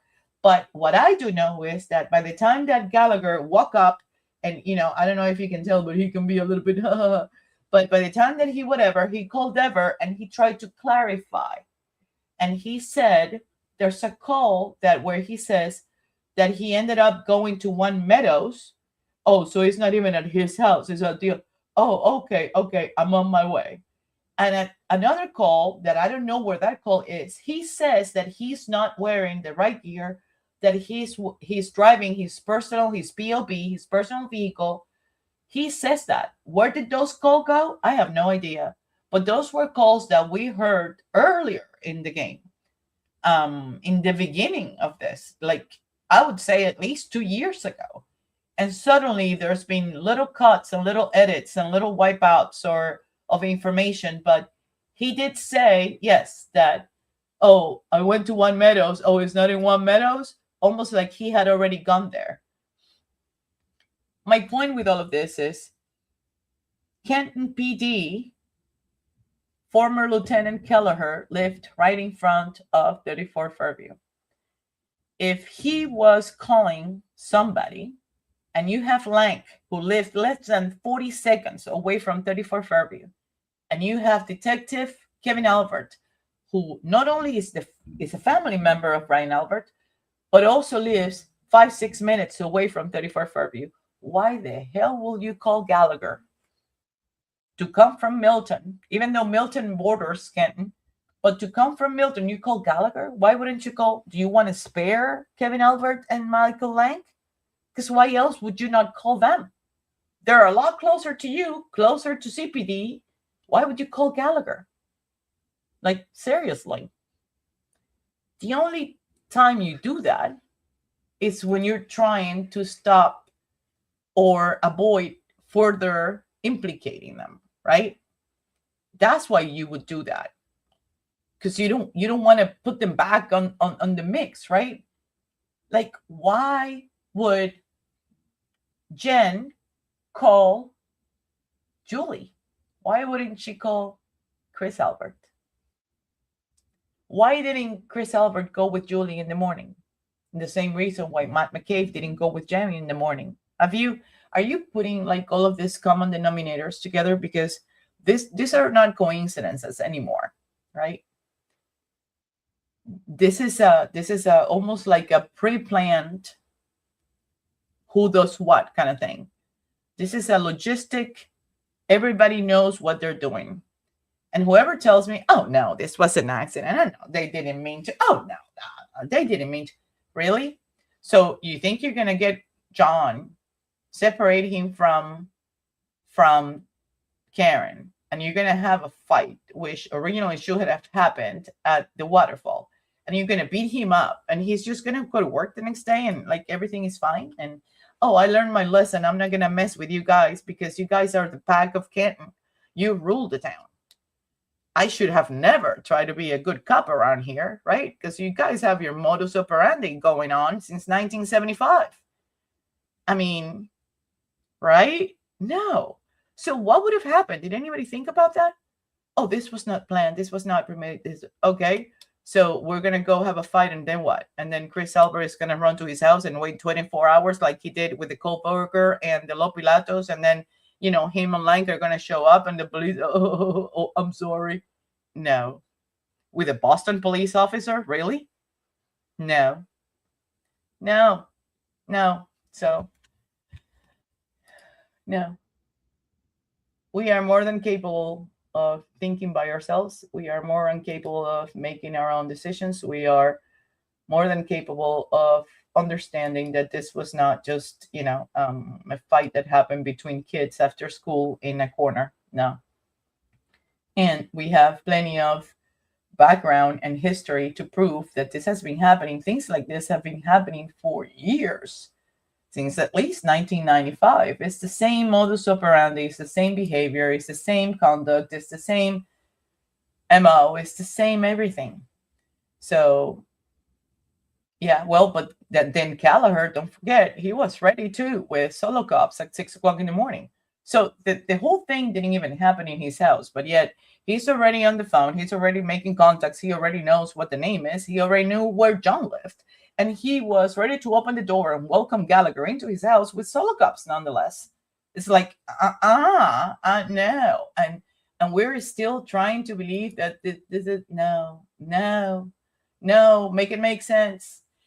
There's going to be a point where, you know, and I'm sure it's going to happen years from now, but there's going to be a point where they're going to have to prove to us that what they're saying is true.